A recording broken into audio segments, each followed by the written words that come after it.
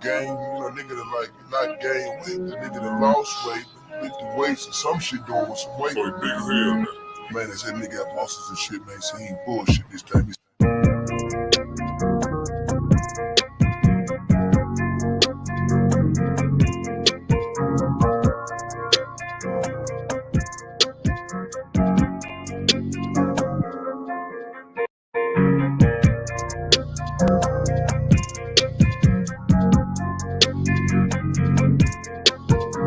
I like red balls, my type, light skin, next light, hello. GFN, that's fantastic. Fantastic. GFN, that's fantastic.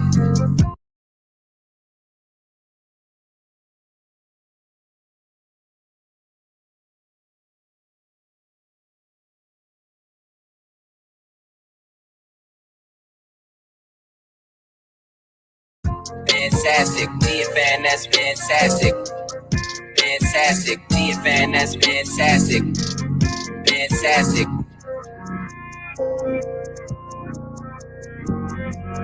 That's good, fantastic.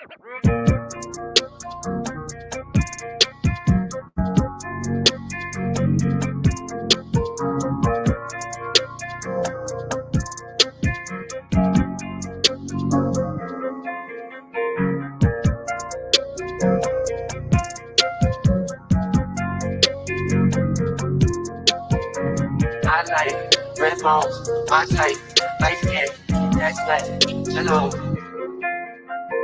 GFN, that's fantastic. Fantastic. GFN, that's fantastic. Fantastic. GFN, that's fantastic. Fantastic. GFN, that's fantastic. Fantastic.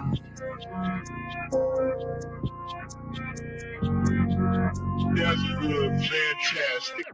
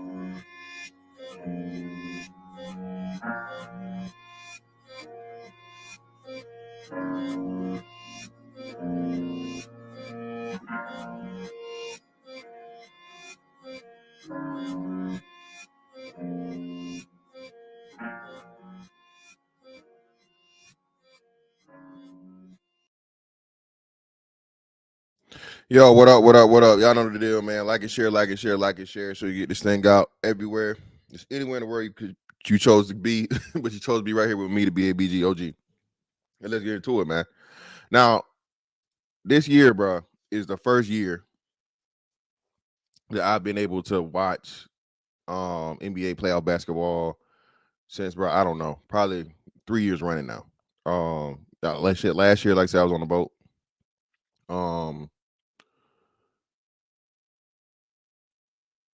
Year before that, I think we was that was the first year after the lockdown bubble COVID thing or whatever. And then of course, like I said, I was boycotting it during the whole COVID thing because of the bullshit they was on with what it was on. But either way, bro, basketball is back, man. And let's see where we're gonna start. Shout out to everybody in the building, man. Hey, hey, I ain't talking about nothing crazy, so these numbers gonna be low. So help me out, man. Hit that like and share button, please, and thank you. We gonna bring y'all in here, man, to get your commentary too. But pretty much, man, I'm gonna just lay down the groundwork. We gonna start with this, and again, man, listen, man, Giannis, bro. I don't see how you can't like Giannis. Listen, bro. Now, a lot of people got stuff to say about Giannis purposely sticking his foot up on the Kyrie. The year they won the championship, I don't see it. I didn't see him look down. In order for you to usually stick your foot up under somebody, man, you got to look down where you're gonna place your foot. Okay. And Giannis just, to me, man, is just a good, wholesome dude, bro. He got, he's a hardworking guy. We've seen his development, man. He's still developing. One of the most impactful players in the game. I put him in that, they put him in that whole dominant thing category with Shaq. And he truly is. But when it comes to outside of basketball, man, just his personality, not too long ago, he lost his father unexpectedly and early. All these different things, the way he kept his brothers pretty much in the league. He's got the brother that's on his team, bro, strictly in the NBA because that's Giannis's brother, man. And again, bro, you got to applaud him for that. You know what I'm saying? It's plenty of people who do the same thing, bro. Nepotism is real, right? I don't think people understand. Still, the number one way most people get hired is through, a hookup, right? That's still to this day, all right? Somebody looking out, at upper levels and so on and so forth, and them being able to get that job. So, it's tight knit he is with the family, and then of course his old lady. He didn't go out here and chase these IG thoughts and so on and so forth. He got with an old lady that was actually for him and with him, and he is an African dude or whatever. So that's going to be a little different, but still, he, family man, father, all these different things, so on and so forth. So again, man, hats off to Giannis Antetokounmpo, and I think this speech that he gave right here is just further going to be a part of his legacy when he's done and said and done with all said and done with basketball. Fair use, by the way. Fair use, got to say it. Oh my God. You view this season as a failure? Oh my God. Okay, because I'm not that up. You asked me the same question last year, Eric. Okay. Do you get the promotion every year on your job? No, right? So every year you work is a failure. Yes or no? No. Every year you work towards something, towards a goal, right? Which is to get a promotion, to be able to take care of your family, to be able, provide the house for them or take care of your parents. You work towards a goal. It's not a failure. It's steps to success. And if you've never, I don't want to make it personal. So there's always. And shout out to Giannis again, man. Listen, being a competitor, dog, I don't think people understand the gift and curse of being a competitor. And it's crazy because I think here recently, people still have these stories of Michael Jordan and how Michael Jordan would do this, that, the other, so on and so forth, or whatever, and just the things he's competitive of, especially golf. Like, I don't think we didn't know until after the fact of just how competitive that Michael Jordan was in golf. And it's a story. The last story I seen, I'm pretty sure you guys know of it, is where the white guy's talking about him and MJ played I don't know how many rounds of golf or whatever, right? And they were gambling, of course. And he was beating MJ. So MJ said, fuck it. The dude went and said he's played golf with MJ all day or whatever. So he's hitting up his bookies. He's betting money for sure that they're gonna win or whatever, or that the Bulls are gonna lose that night. MJ turns around and says, motherfucker, not only we gonna win, I bet you I dropped 40. And I think he said MJ had like 51 or 52 that night. Bruh, people always, and that's why y'all niggas always been, calm down, man, calm down, bro, your blood pressure.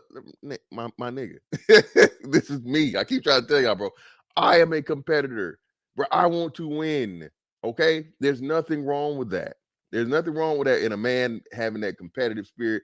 And actually, really, man, you need to try and stoke and spark that fire in the youngsters, man, out here. These participation awards, and everybody's a winner and all this shit, so on and so forth. No. Okay, all right. No, you have to instill this, bro. Competitive spirit and that nature needs to be in men, bro. It needs to be in it, and it makes everybody better when it is.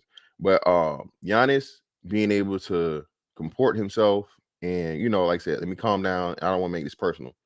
To give the ultimate message, bro, is key here. And shout out to him for being able to do that. Here we go. Larry Legend. Greek has no skills, literally a muscle bag, drives to the hoop, running people over. Brother, I can say the same thing about LeBron James for the first 6 seasons of his career. You can say the same thing about Shaq his entire career. You can say the same thing about a lot of people. To say the man has no skills, brother, is crazy. Just on the defensive end, to say that Giannis has no skills is crazy. Again, that's one part of basketball, brother. To say that Giannis Antetokounmpo is unskilled is crazy, because even being able to do that and what he does is skillful. If that was the case, why is JaVale McGee not a phenom in the league? Why did Taco Fall? Why is Taco Fall not even in the NBA anymore, bruh? If you can be dominant at the highest level of basketball, you have to have skills. Okay, you have to have skills. Height is just not going to do it. Muscles is just not going to do it. Okay, to be able to take your physical attributes, whatever they may be, your advantages, and dominate at the Giannis Antetokounmpo fucking level, bro, and to say he's not skills, you're crazy. You don't know shit about basketball. Bro, again, brother, for him to not be able to do this, bro, and average 20 and 20 plus and 10, and then be top 5 in blocks for consecutive seasons. Come on, brother. This is Sunday, man. No hate on the Sunday, brother. Was steps to it. You know, Michael Jordan played 15 years, won 6 championships. The other 9 years was a failure. That's what you're telling me. And again, shout out to Giannis, man, for using logic. Come on, bro. Nobody, especially in team sports, if you're talking about an individual sport, boxing, something like that, so on and so forth, you know, Floyd Mayweather, you know, people like that. Of course, man, the object is to go undefeated. All right. But to go undefeated as a team sport, bro, is impossible. Okay. Unless you play one game only ever and stop your fucking franchise at that one game, bro. It has never been done where anybody has been undefeated in the history of professional sports for a reason. For a reason, bro. Just not. Bro, you can't, even if he relies, listen, bro, even with him reliant on athleticism, how long did Vince Carter rely on athleticism? How long did Dominique Wilkins rely on athleticism? How long did LeBron rely on athleticism? How long did the very short time that he had it, buddy that could Green Gerald Green was in the league, bro, just to get highlight dunks and be in the NBA dunk contest. Same thing with buddy that played down in Atlanta, Josh Smith. Bro, you guys are saying something that's just like, what are we talking about here? All right, what are we talking about here? That's why you watch the NBA. The NBA you don't get NBA highlights for layups, brother. And Bob Cousy handles. You get highlights, bro, for athleticism. You being the athletically gifted less than 1% of the world, brother. Come on now, what are we doing? Oh yeah. Hey, here we go. Hoop, I was waiting for you, fam. Here we go. Hoop. This for Hoop only, man. I'm gonna bring you other guys up here. No disrespect. We got my man. We got the Resonate Pro in the building. Here you go, Hoop. Where you at?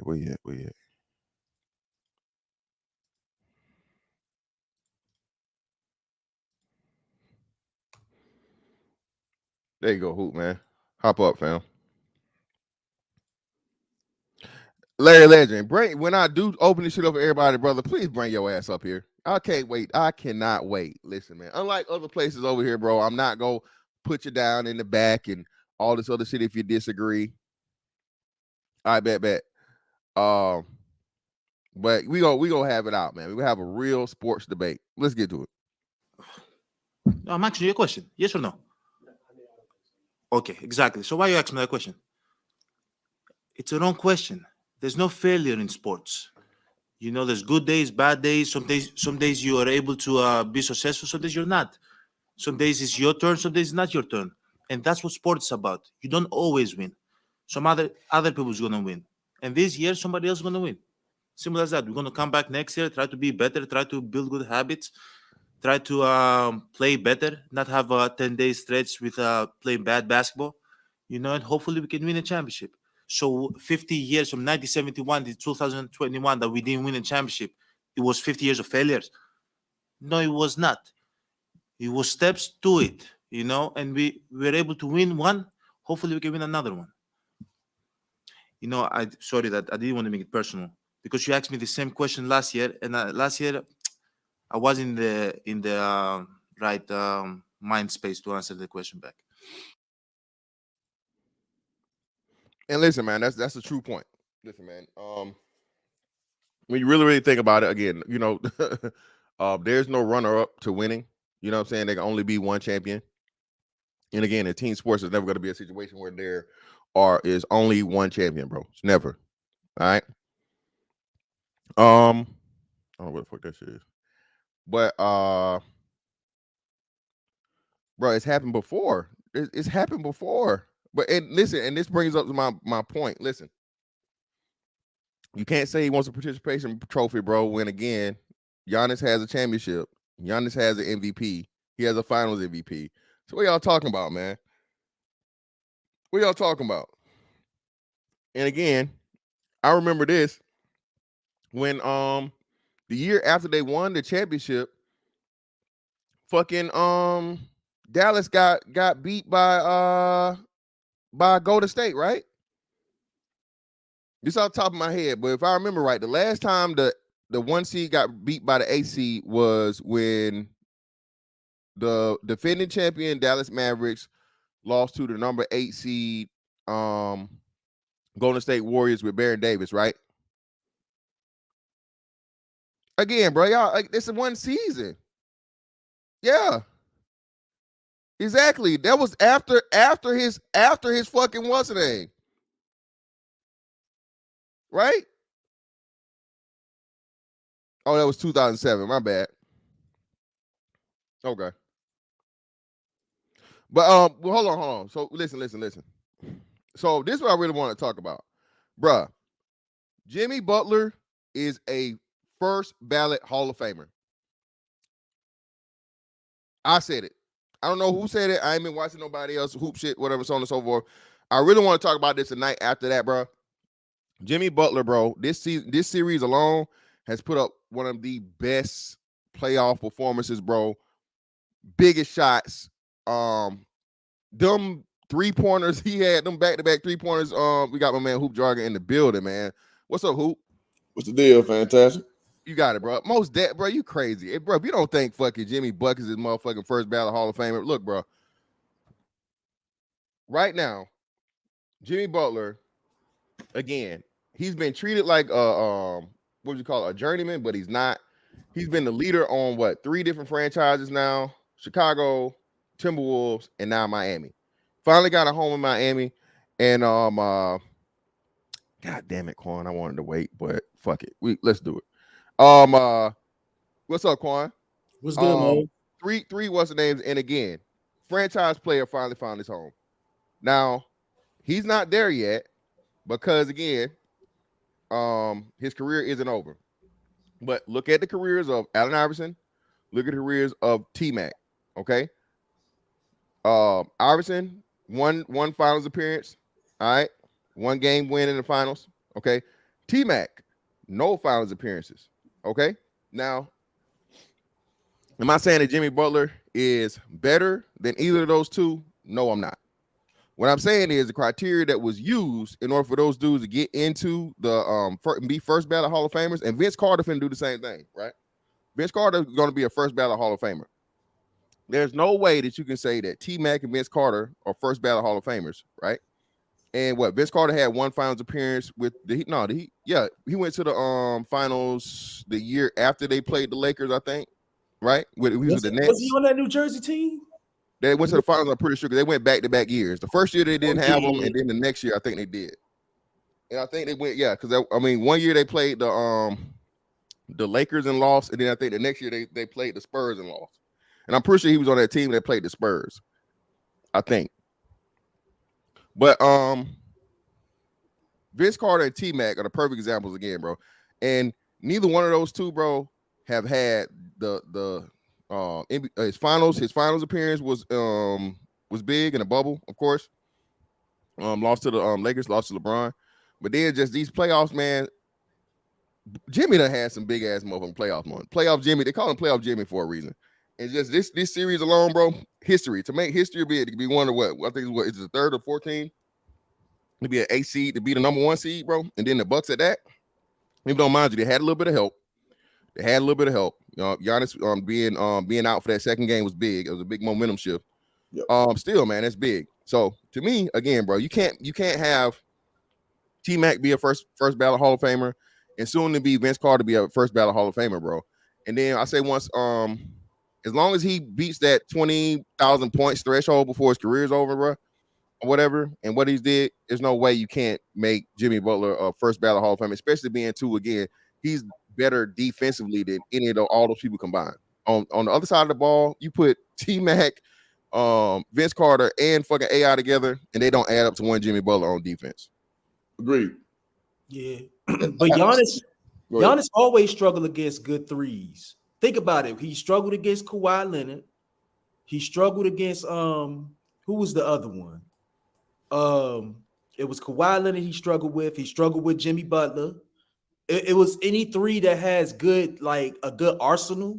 He tends to struggle with those dudes. Yeah, but it's not him struggling though. It's not him because he's not guarding them. And on the other side, pretty much all you do against a guy like Giannis is build a wall. They say that in the commentary. You build the wall and you make other people make plays. The blueprint's always been out against him. He has to develop his offensive abilities. What you got? I'm gonna say this. So I think that's a fallacy, man. Because listen, bro. At the end of the day, Giannis took his team to a championship, and I'd be damned. In game was 7 against Phoenix. KD was the other 3. I meant to say KD. Yeah, he scored all his free throws. Your boy Giannis put up 50 and 30, I think, in the closeout game. Yeah, like that's some Will Chamberlain shit. Like, and so I understand when people saying his bag is limited. I understand that's true. But listen, a thing about basketball is a thing called proficiency. If what you do, if it's limited, but you're really good at those things that you do, you don't have to have a whole plethora of game. So let's bring it back. Let's look at a guy like T-Mac who had the whole bag. T-Mac had the whole bag and some. That led to him getting X in the first round his entire career until he played for the Spurs as a bench rider. Then he got past the first round. So and then he was janky as hell, and that's the reason why I say the Spurs lost. And your boy Carmelo Anthony, I love Carmelo Anthony. Me and him the same age. I played against him in a tournament. Well, in the same tournament with him, Kendrick Perkins, my senior year in high school in Houston. I saw Carmelo live when we was both 18 years old. I'm like, okay, yep, I'm not going to the NBA. When I saw that cat right there, because he had too much in his bag. Me and him the same size. Like I'm 6'7". At the time, I was like 180. I was little as hell. But you know what I'm saying? Like this dude's 6'8". It got everything in his bag, but how did that translate to him winning meaningful games? And the answer is it didn't. So I'm not going to sit here and be sanctimonious and be like, okay, I prefer skill guys. Kobe Bryant, my favorite player of all time. Everybody know that. Mm-hmm. I'm not going to act like everybody has to be Kobe to be successful. So Giannis, with a limited skill set, that's true, but he's proficient at what he does, which is plays defense at a very high level. He rebounds at a very high level. He's open space playing at a very high level. He rim finishes at a very high level. That's enough to win, bro. So y'all want this perfect basketball player to win just because the aesthetics looks good. But does that always lead to success? And the answer is hell no. Prime example, KD. Prime example.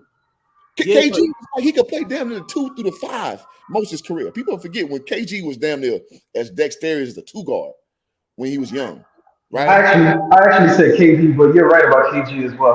But KD, I was saying, Azrael, do me a yeah. favor, fam. You gotta fix your audio, man. I want it to sound real good when we do these sports things. And like you sound like you're in the bathroom and you echoing real bad. So if you can, man, you know what I'm saying, get a little closer to the mic, or you know what I'm saying, fix your audio for me. Because again, you coming in clear, but you sound real echoey. And I just want to when we start doing this sports thing, I'm gonna try to make sure we do it every Sunday. So I want to make sure we got the best possible, you know what I'm saying, audio, whatever, brother. No disrespect. What I was saying though, we know how playoff basketball works. You exploit the weaknesses, and you have 7 games. So if the blueprint is we build the wall and we force everybody around you to make plays, then you get what you get. Now, during this championship run, he did incur a little bit of luck because he ran into the Nets, and that Nets team was not healthy. The same thing ended up happening to him this year, where the team that he played ran into a little bit of luck when he was not healthy. All I'm saying is, if he was able to do a little bit more on the offensive side, he would be able to preserve himself a little bit better. He wouldn't have to run 100 miles an hour to the rim and risk tearing his body up every time. Well, no. Well, hold on. Listen, well, this is the first time Giannis has even been injured. So I mean, we can't let's not act like he's a Kawhi Leonard or he's a constant thing. Oh no, I'm not saying that. I'm just saying the blueprint has been there. Yeah, but I'm saying and this is what you're saying, right? And I agree with you to a point. But the reason the problem issue I think you have is as good of a team that is and very very balanced as it is, to have one superstar. They have very very good role players, those like A tier guys or whatever, B plus tier or A plus supporting cast members, right? My problem, Brook Lopez is a great fucking one of the best centers. Again, nobody talks about him, but Brook Lopez, bro. Again, I don't think people remember when he was. Exactly. I think people fucking remember when he was 20 and whatever. He never could get 10 rebounds, but he was like the best fucking center in Brooklyn, right? For the longest, right? And then J. Rue, thank God, man. J. Rue finally got his time to shine, bro, matching up with Giannis and being able to play with him. My to me, weakest link is Chris Middleton. I don't know how, why. I don't know why everybody loves this guy, so on and so forth. Is he good? Is he solid? Yes. But is he really like to be the second option and be this name that everybody keeps putting up? I think Chris Middleton is a thing that's holding them back. And they should have let that train go long time ago. Is it too late now? Not completely, totally too late. He still has a value that you can use in order to get him a big piece. But I think he's lost a lot of that value that he could have had, let's say 2 seasons ago. Mm-hmm. But especially now, like you're saying, they don't even have the draft picks. Now people have been talking about it. So it would have to be a 3-team trade in order to get it done. But you need somebody else to match up with Giannis that's going to give you that kick, man. J. Rue can go off any night, right? He can. But consistently depending on him to being, like you said, he said this with Jimmy. Bruh, Jimmy Butler is a problem. Yeah. So being able to guard him and stop him, and this man and J. Rue, I'm pretty sure you would say, bro, I can't think of a defender at the 2 right now. I can't think of nobody that I'm putting over J. Rue Holiday outside of like your Jimmy Butler or when healthy Paul George, right? We'll say top 5 defender, right? And at the at the 2/3 guarding position, right? On the wing defender, right? Bruh. Imagine having to guard Jimmy when he giving you 40 and 50, and then you trying to give 20 points. You can't do that. So you're depending on when J. Rue don't have to guard an elite fucking player and somebody that can go off like play off Jimmy. Cool, fine. He's gonna give you that 20, 25 points in the playoffs, which you're gonna need to win. But bro, if Jimmy Butler's going off like this, and Giannis even said it, bro, we got to find something to switch something up and so on and so forth, so this man can have a break, because bro, that's gonna be a handful. And that's why I say, had they got rid of Chris Middleton, because again, Chris Middleton is good on the paper, but bro, he's still streaky. He's streaky. Yeah. He has good games. But that bad game, he'll have that bad game at the worst possible fucking time, bro. And he's still one of them mid-range shooting dudes. Like he's like a DeMar DeRozan type. He was not on that level. Well, no, I'm just saying that type of a guy who needs he needs a certain amount of shots to be effective. That's what Well, I'm with you on that. But too, and that's too, like I said, he's not very. He's not. He's only a one-way threat. Like he's gonna go for the shot. He's not finna go to the bank, bang at the rim. He's not a rim attacker. He's not that motherfucking big of a problem when it comes to, like, I'm attacking or whatever. And one of the biggest things I think you open up with Giannis is if you had that constant slasher, like athletic fucking thing, bruh, that would change that team around so much, bruh. It's crazy. Well, I'm gonna add this. Listen, man. I want to go back to the point the brother said about luck, but I'll address what y'all saying right now first. Chris Middleton's an overachiever, bro. He's always been that. I've been watching him play since Texas A&M. He's a guy who hit a late game stride. I think he had like a really bad injury in college.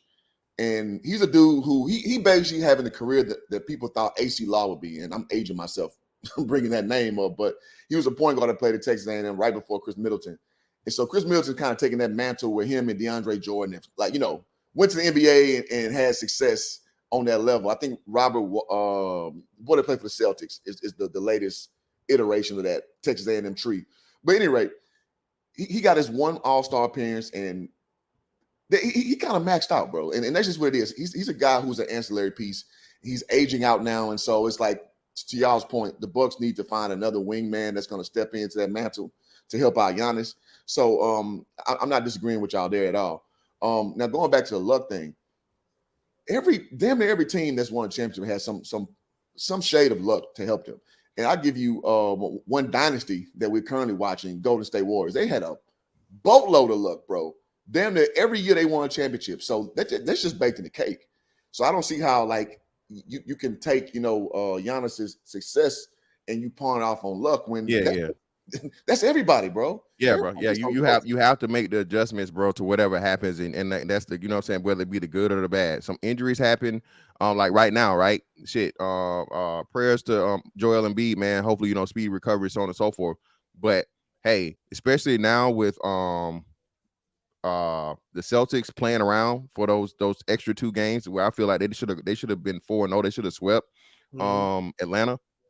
They're gonna get a hell of a breather, bro, if they get this series without Joel Embiid this next round. And pretty much I see them repeat going back to back to the finals, right?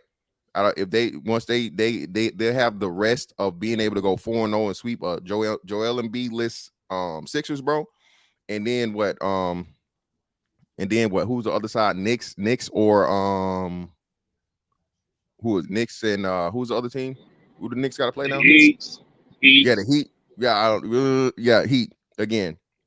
Depending on what they do with that, I still like the Celtics over the Heat. Now, if even more now, let's say this. Now, if fucking Jimmy Butler gets an AC to the fucking finals, y'all, Fantastic was right. All right. I'm saying it now. I still don't have. You have to show me this in which I still will have the Heat beating the Knicks, but them beating the Knicks and the Celtics, bro. This would be the magic carpet ride of magic carpet rides if Jimmy Butler was able to do this. Now, on the opposite side of this, I say the same thing about Miami, right? And it's funny we're talking about Miami and Joel Embiid because just 2 seasons ago, who was it? 2 seasons ago, Jimmy Butler was saying something about Joel Embiid possibly coming to Miami, and either he put like eyes up under the post, or like Joel Embiid was hinting at the fact of the matter that he's trying to either go to Miami and get traded or do something. You know what I'm saying? When the whole I think this is before the Ben Simmons thing got got resolved, right? So I love Bam, bro. Again, I'll be the first to say I was wrong about Bam. I said Bam should have stayed in college extra year. Because when he came in, he was very, very raw, extremely athletic, and so on and so forth, bro.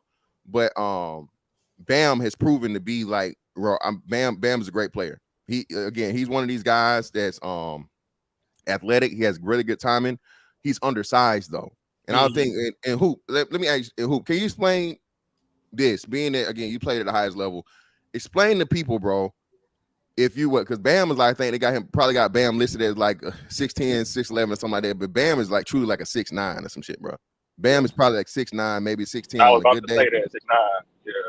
Yeah. So imagine you being a 6'9" guy, right? Having to go up against true athletic fucking 7-footers, 6'11" motherfuckers, bro. with not just athleticism but strength too, bro, that's gonna be a long night.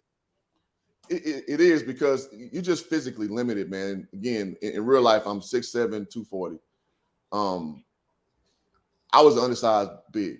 So I played pro overseas, man. Like I just remember, man. So I had like a 40-inch vertical. I'm not here bragging on myself, just being a matter of fact. It's hard as hell to just from a core standpoint deal with 7-footers, man. Because you have to be, it's almost a level of focus that you have to like, that you don't naturally have because your body just won't allow you to do it. Whereas 7-footers, they can just stumble into, opportunity because they're just so goddamn big. So being that way, I mean, being a skilled guy like Bam is, like, it's good. I mean, he's gonna have more good days than bad, but when days where you just need like a body just to be there and bang and just, have like the 50-50 balls that just right in your hands because you're so goddamn big, it's different for a dude who has to constantly work at everything. He got to work for everything he gets.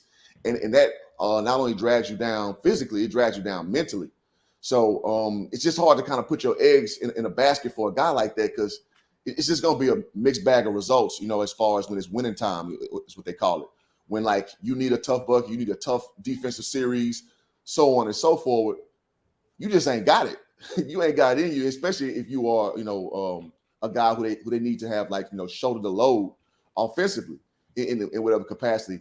So when you got a guy like that, man, it's just it's hard to ride that. And it's also from a from a team dynamic standpoint, where do I really put you? These dudes don't want to play center no more. Exactly. None of them want to play center. Yeah, and that's the thing, bro. And I would say if they could put Bam, they could get a solid center, bro. You know what I'm saying? And put Bam at the 4. That team would be night and day, bro. That'd be fantastic. Yeah, because he came in the league playing before. He wasn't always real quick. Your boy Hassan Whiteside. That dude had a second career like I ain't never seen in my life. And you know why? It's because he's goddamn 7 foot, 200 and goddamn 70 pounds. He was huge. He was terrible coming out, but then he found his wave. JaVale McGee, like you mentioned. So being a smaller guy, bro, it's just a rougher sled, as far as deep playoff performance, because that's the position where you need a body down there, and he's not a body. So I'll let the brother continue, though, man. Oh.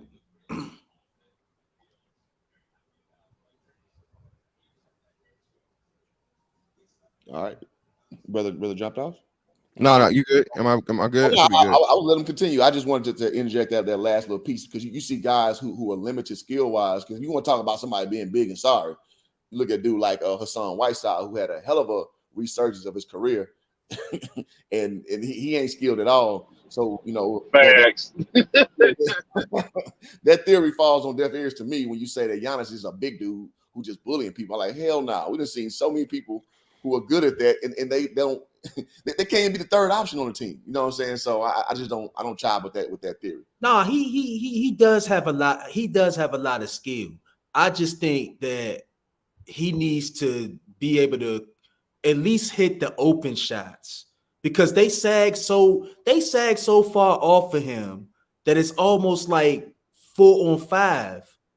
And when you're left out there on an island, and when you don't take those open shots, or if you aren't proven to make those open shots, then you become easier to game plan around, versus a Jimmy Butler where you got to guard him at all 3 levels. Every other 3 guard in the East, you got to guard at every level of the basketball court, except for Giannis. Well, Giannis ain't a 3 though. Giannis is a 4 or 5. He's kind of an in between. Yeah, I don't know these days, because he came in, he played some 1 when it was Jason Kidd at the helm. Yeah, so he played a little everything. Yeah, I'm gonna say this. Oh, go ahead, fantastic. Well, no, I'm gonna say this, man. This is my thing with Giannis again, bro. Giannis again, one of the he was in the top 75, right? When they did the thing a couple years ago, right? I want to say he was. Had to be. Yeah, he was top 75 and 80. Now, if they put Dame Lillard at top 75, motherfucking Giannis had better been in the top 75. Yeah, that's true. That's true. But let me give a man Pharaoh here. Go ahead, Pharaoh, brother. I appreciate you, man. Go ahead. No problem. I'm coming in okay, right? Yeah, but again, man, you're a little far away. But go ahead. Okay, I'm in my truck driving, so I'll try to speak up loud.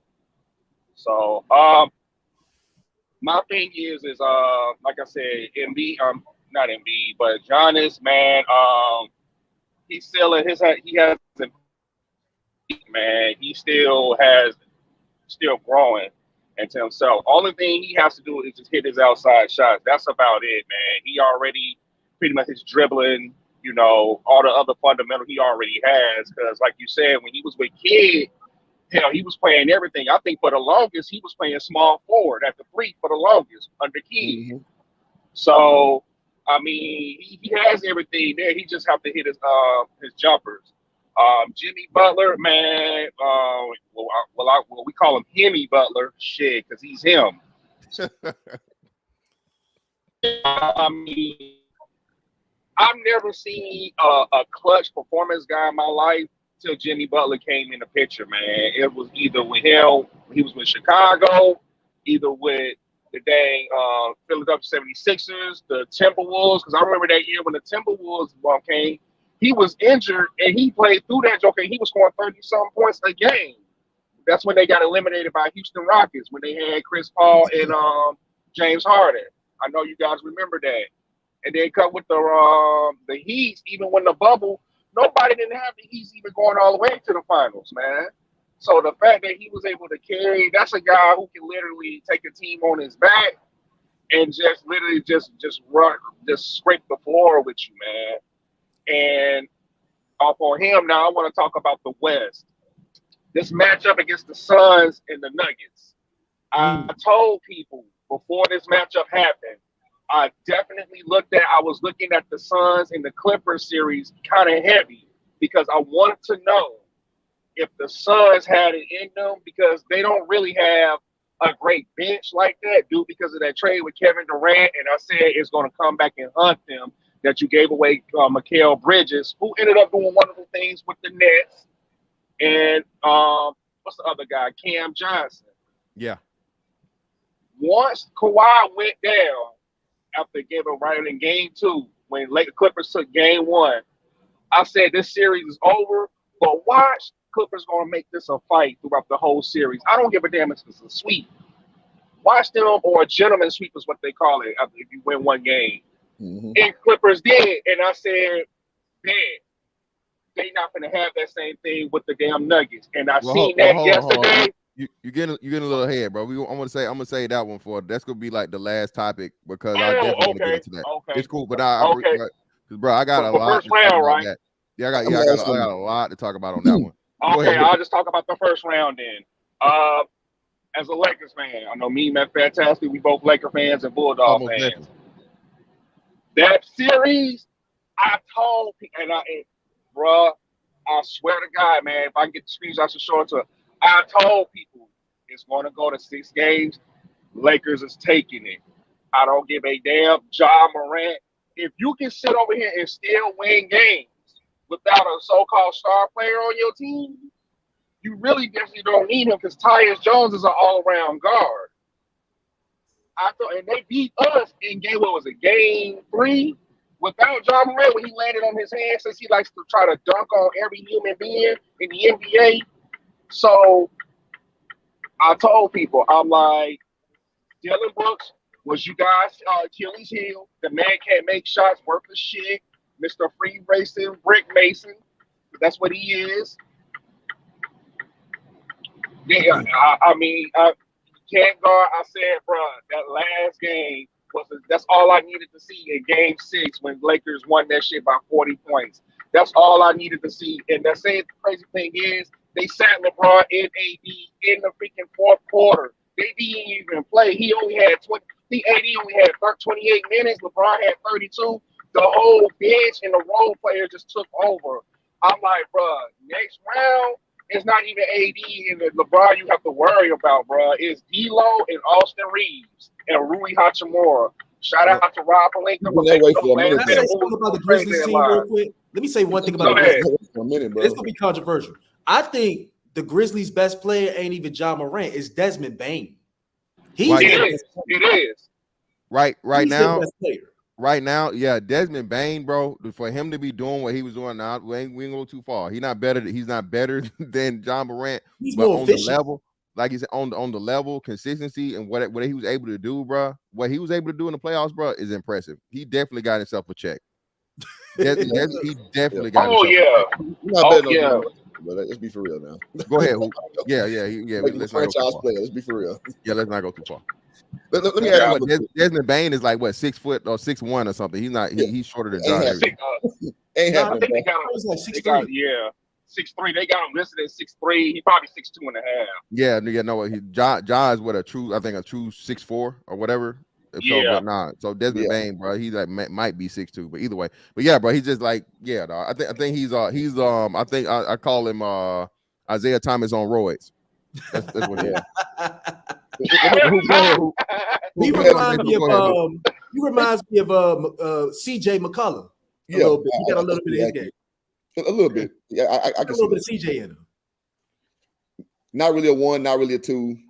Can fill it up. Yeah, I can see that. Well, let me say this real quick to crystallize that point about Giannis and Jimmy Butler. Giannis and Jimmy Butler to me is like people like the underdog. Because listen, I'm from Houston, man. Jimmy Butler's from Tomball, which is like a little podunk town right outside of Houston. You know, I got major love for Jimmy Buckets, man. But if we're being honest, I'm gonna read off the accomplishments of these two players. Jimmy Butler being 33, Giannis being 28.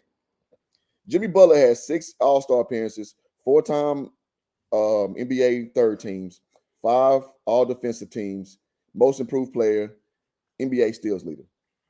Giannis, at 5 years his junior, has an NBA championship, a finals MVP, 2 most valuable players, 7-time All-Star, All-Star game MVP, whatever. 4-time first team, not third like Jimmy, 2-time second team, NBA defensive player of the year, 4-time defensive team, second team appearance, most improved player, rookie, second team or whatever with that, and all 75 player. So my whole point is, okay, if you want to tell me that, you know, Giannis needs to improve his bag like Jimmy, okay, no problem. But again, proficiency. The way he plays has yielded way better results as an individual player and from a team dynamic. So that's why I just kind of the argument, I understand aesthetics matter. Like people want to see a player who can, like you said, knock down open shots. I get it. But what has, from a career standpoint, has yielded better results and by far has been Giannis Antetokounmpo. It's not even a discussion. Let me put a exclamation point on that part as we move forward. Yeah. Like it's not even close. Yeah. Come on, bro. Like you can take Jimmy Butler's career and insert it inside Giannis' career, and you still got a Hall of Famer. Yeah. Career. You got a lot. Yeah, you got a lot for him to Come on, man. That's all I'm saying. Yeah. I mean, Giannis is great. Like we've never seen 6'11" move in the way that he moved. Like he could take 2 steps and be at the basket. I've never seen that in all the years of me watching basketball. Just the ability to take 2 to 3 steps and get wherever you want in the lane is just unheard of. Like, agreed. Yeah. Right, so now let's jump to the Hawks and the Celtics series. Now this right here was disappointing to me, and I think it was part coaching, part of the team. Like they said, they actually said it, pretty much playing down or thinking it was going to be an easy win. And I got to get a little bit of criticism to myself because shout out to Ice Trae, man. Shout out to Trae Young. Trae Young showed some dog too. All right, when it mattered the most, Buddy was fucking clutch. All right.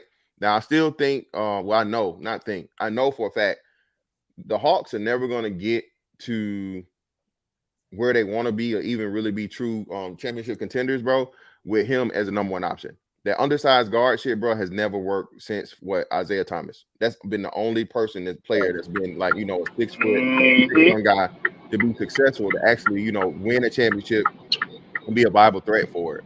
Bro, you gotta have somebody else, bro, because on them nights, especially like this last game, bro, they look at it, bro. They made it so difficult for him, bro. They made it so fucking difficult for him to get his shots off and for him to be effective in that game.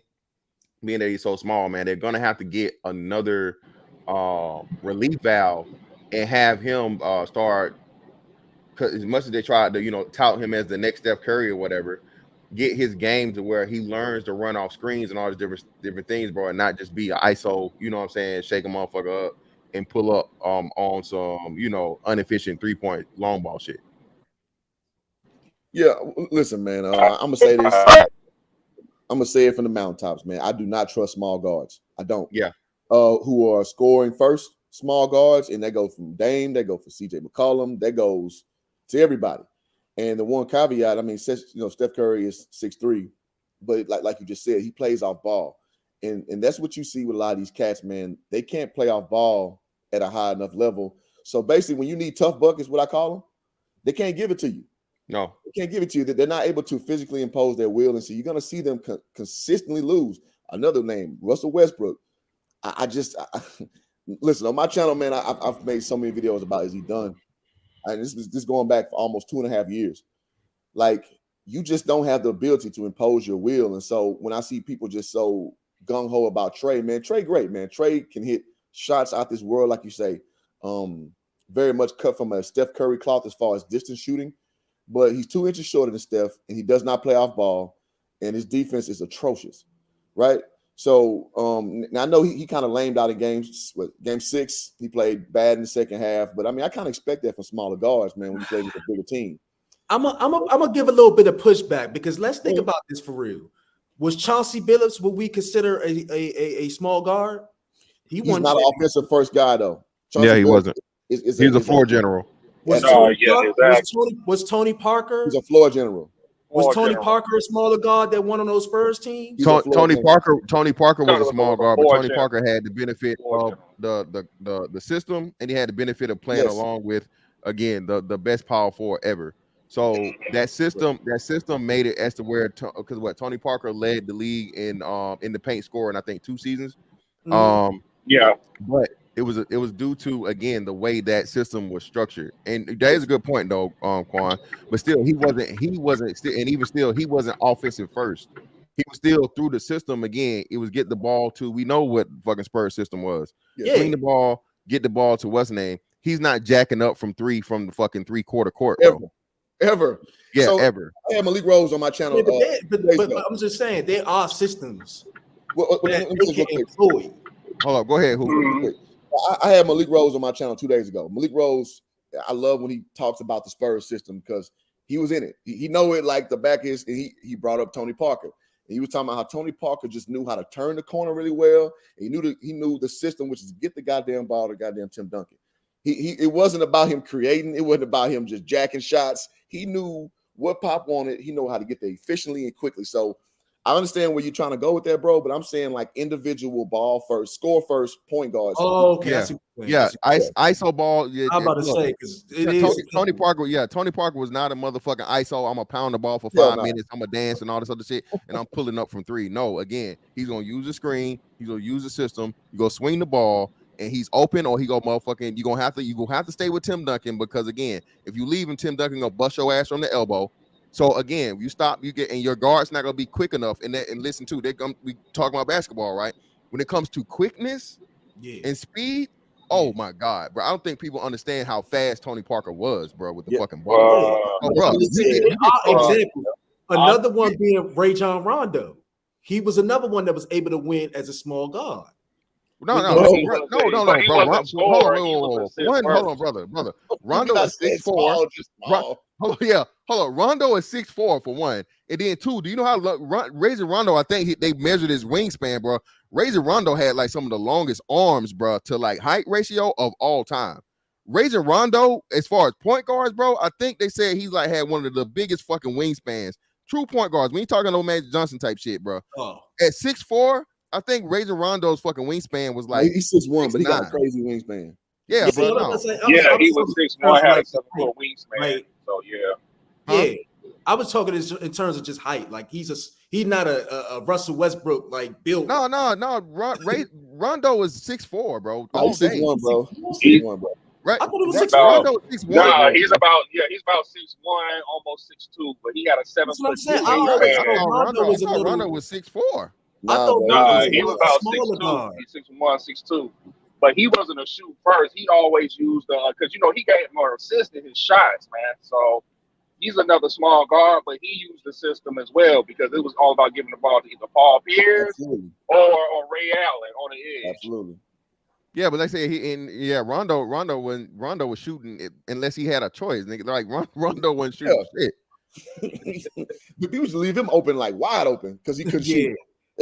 So we talking about two different things, bro.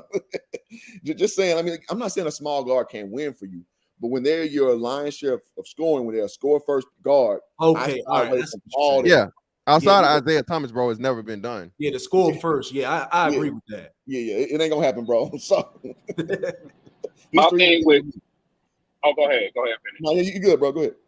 My thing with Trey is I've been saying it for the longest. Even though he has DeJounte Murray for help in the ball handling duties, they gotta get rid of Jason Collins, bro. That's probably the hindrance on why they can't get things going to go far. I think it's Jason Collins because I know they're gonna want to try to keep Clint Capella because he's a traditional, rim protector center, which I still like it. I still like those type of centers these days because a whole bunch of people don't want to play center. They all think they can shoot. But Jason Collins, in my opinion, is he's the one that's holding them back, and I think they're going to have to get rid of him this offseason. Somehow, some way, bro, he's the Achilles heel of that team, in my opinion. Nah, to me, what messed them up was they let go of Kevin Herter. He's killing it in Sacramento, and that was their shooter. They drafted him to be the shooter next to Trae Young, and you let him go, and now you have an issue with floor spacing. But he's doing his damn thing with Sacramento. You gonna see him tonight. I don't know. But again, too, like I said, he's again. Trae Young. The problem is Trae Young doesn't need to be the number one option. Trae Young has to be the second option. Period. Like I said, we seen that even too here recently, right? With the whole Dame Lillard and CJ McCollum experiment failure. That was, and they held on to that. I'll say at least 3 seasons past the time they should have been traded one of the two along, bro. You know what's crazy? When you have two dudes at the similar position, bro, that's always going to cause kind of like it's like, well, what do I do and what do you use them? I think that's what Celtics have a similar issue with Tatum and Brown, right? They're too similar, same size or whatever, and you can alternate them out, but at the same time, like you said, hey, fucking who's going to do what? So you need to have somebody that's a definite, 1 versus 2, not the flex or whatever, and all this different shit. You need to have like or inside and out, big and small. All right. And that's where you see this shit's going back to where you're gonna have to have that whole dynamic where you need a wing and a solid big, or you're gonna have to have a definite motherfucking, like I said, a 1 that can take over if and when need be, but a go-to scorer that's dedicated, that's gonna be, like, i.e., let's look at KD with Golden State, right? Or hell, where you had Kawhi and company with the Raptors, right? Because I think when Buddy fell off hard, man. What was Buddy's name? What's the African dude? Siakam? Is it? Yeah, Pascal Siakam. Yeah. Pascal Siakam. So it's a lot. So it's a lot of players I think that Atlanta could go after. Like I said, to give Trey that relief valve. Other than putting all the scoring motherfucking effort on him, man, and him being, the one every night, because like you said, bro, especially in the playoffs, and you can fucking game plan for that for him specifically for a 7-game series, bro. They had a magic carpet ride 2 seasons ago when they made it to the Eastern Conference Finals. You know what I'm saying? Lost to Giannis eventually or whatever. Yeah, the dude's spectacular, bro. He can get off or whatever. But bro, again, depending on him to be your way to, the AI of 2020 the 2020s, bro, it's not gonna happen. And let me say, everybody, we talk small guard, so I guess you put Steph Curry as a small guard, right? Bro, Steph Curry is Steph Curry. Okay, Steph Curry is a 1-on-1. Steph Curry is the best shooter ever touched a basketball. Period. So when you say him, I mean, you're gonna have exceptions to the rules. He's clearly the exception to the rule. But then at the same time, like you said, the system he has, right? The system he has, and the wrinkles and just the fucking everything he can do, bro. Steph Curry is not only the best shooter ever, he's the best screen runner ever. Okay, he's the best screen runner ever. He can score at all 3 levels. Again, there's so many things that I think people don't look at Steph Curry when you actually looking at him, because everybody's mesmerized by the long 3-pointers and all the shit. Well, bro, the dude can do everything, man. He's clutch. He shoot free throws. Again, bro, he's the first unanimous MVP for a reason, dog. So, like, he's an exception to the rule. Go ahead, Hugh. He's a great leader too, and he's a great leader because he has no ego. Yep. Now, a lot of these cats, man, you know how locker room go, man. Like, it's like, oh, I'm him. Everybody's saying this shit now. I'm him. That's the big buzzword now. Steph Curry, I mean, does he front run a lot and like kind of taunt the crowd? Yeah, he does that. But as far as like team dynamic, if you notice, anytime there's a team issue, who's the name involved around it on that team? Oh, Draymond Green. Draymond Green. You ain't never heard Steph and Draymond Green get into it, right? Not publicly, no. Yeah, because he understands it. It's called judo, man. Like, Steph is really good at like merging personality because he's balanced and just kind of moving it to the side and getting what he wants. Because, and I'm gonna just say it. I know this is a Manosphere channel. He grew up in a 2-parent household. Him and Clay. You're not gonna get that. And they are 2 even keel guys. They never are into it with nothing, with nobody. When they bring in dudes who from single parent household with KD, Draymond, that's when you get the cantankerous, I guess synergy with the team. So with that being said, not only is Steph great for all the things you mentioned, I'm not going to sit here and beat that drum dead, but he's a guy who understands team dynamics. He's almost a coach on the floor. So it's like when you balance those egos, you balance those personalities and the talent, you got like a championship nucleus, even on a down year, which last year they won on a down year. Like, let's be for real. Oh, yeah. That's crazy. They pulled a championship out of last year. And this year they may, in an ugly way, pull it off again. That remains to be seen. But those kind of things add to the team dynamic. And when guys don't have all those attributes, that's why you get a mixed bag of results. And and that's just why I can't get a cosign to a lot of players, because when I watch what you say, what you do, how you handle situations, I'm like, nope, hell no, ain't happening. And that's what makes Steph, special beside his actual athleticism is, again, how he presides over his team, in the way that he does. So I want to inject that as we go forward. Yeah. So let's see. That was on the other side of the Atlanta thing. So the Celtics, right? Especially now being that I had the Celtics coming out of the East, still have them come out of the East. I think it's going to be even easier now, being that, again, man, speedy recovery to Joel Embiid. You know what I'm saying? They say, I think he has some type of knee sprain. I think they said LCL is what they said on the news. But so hopefully, he can recover or whatnot. But bruh, that team is the same team they were from last year, a little better, of course. They added Brogdon. I don't know how. Now, one of the biggest things that I think that we're going back to the Bucks just real briefly on that, but when they let Brogdon go, they should have kept Brogdon and they should have fucking got rid of Chris Middleton. That's my opinion. Because Brogdon, when it comes to efficiency and being able to motherfucking, bro, just be I say he's a bigger and better version of what's Buddy's name he's in Utah now. Started out with Memphis. Conley. I think he's a bigger, better version of like a Mike Conley. That's what I would say Brogdon is, right? And for whatever reason they let him go. So the Celtics, man, the coach is doing a great job in the first season, and like I said, it's similar, I guess. I don't know what the hell the Celtics front office and how, bro, talk about recruiting, talk about drafting, bro, coaching staffs, bro. The Celtics have been like spectacular. For them to go from I can't remember the white dude's name now. I think now he's the leader of he's like in the front office. Brad Stevens. Brad Stevens. To go from Brad Stevens to Ime Udoka, and now this the cat now, bruh, again, just coaching, bruh, immaculate. You really can't beat that.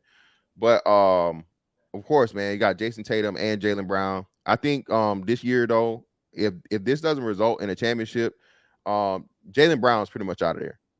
Yeah. Jaylen Brown's been hitting at it, or whatever. And I think it'll actually, especially if they don't win, that'll be great for the Celtics. Can I see one of the biggest names and one of the best names I could see that a straight up 1-for-1 trade, or the least amount of things you have to give up for Dame would be a Jaylen Brown. I can't think of anybody else in the league that Portland would and should be willing to give up. Especially, I say, what Dame now is what? Dame is what? 30, what? 33? Yeah. Like that. Yeah. So, like I said, so Dame to be at that age and they want youth and, you know, of course, you know, a franchise guy, 1-for-1 swap. If they're willing to give up Jaylen Brown and Portland doesn't have to, you know, because Portland would have to be the one giving the most on that trade, in my opinion. But more likely than not, like I said, the Celtics would be willing to, you know, somewhat break even to have that matchup of Dame Lillard with a Jason Tatum. I think that'll make a whole lot of difference. You know what I mean? I think it'll make a whole lot of difference just in the fact, no matter that, you still keep you got your pit bull on defense with what's his name? The point guard, I can't think of right now. Smart. Yeah, Smart. And it just gives you a little bit more oomph and a little bit more punch on that on the offensive front. And Dame is hungry, bro. Dame's window, I say Dame, if Dame doesn't get a championship, bro, the next 2 years, he's never gonna get one. I put Dame in that same realm of how KG was when KG finally got let out of Minnesota and they sent him to the Celtics. So good coaching and somewhat of a log jam I see with him and Tatum being so similar, bro, and being interchangeable. I think that if you look at it, bro, it just creates too much of an issue and problem to me, just from what I've been seeing. You have to have even with Steph and Clay, right? It's a clear, like, you know, Steph is the 1/2 and Clay is the motherfucking spot up shooter, and so on and so forth. That tandem is clear, even though similar abilities, separate responsibilities, right? You don't expect fucking Clay to do what Steph does, just like you don't expect Steph to do what Clay does. And I think, like I said, with the Jason Tatum, Jaylen Brown thing, man, it's like, hey, who's gonna do what on any given night, and so on and so forth. It seems like it could be a help, but what we've seen is it's more of a hindrance, because now at the biggest moments, who gonna motherfucking go off?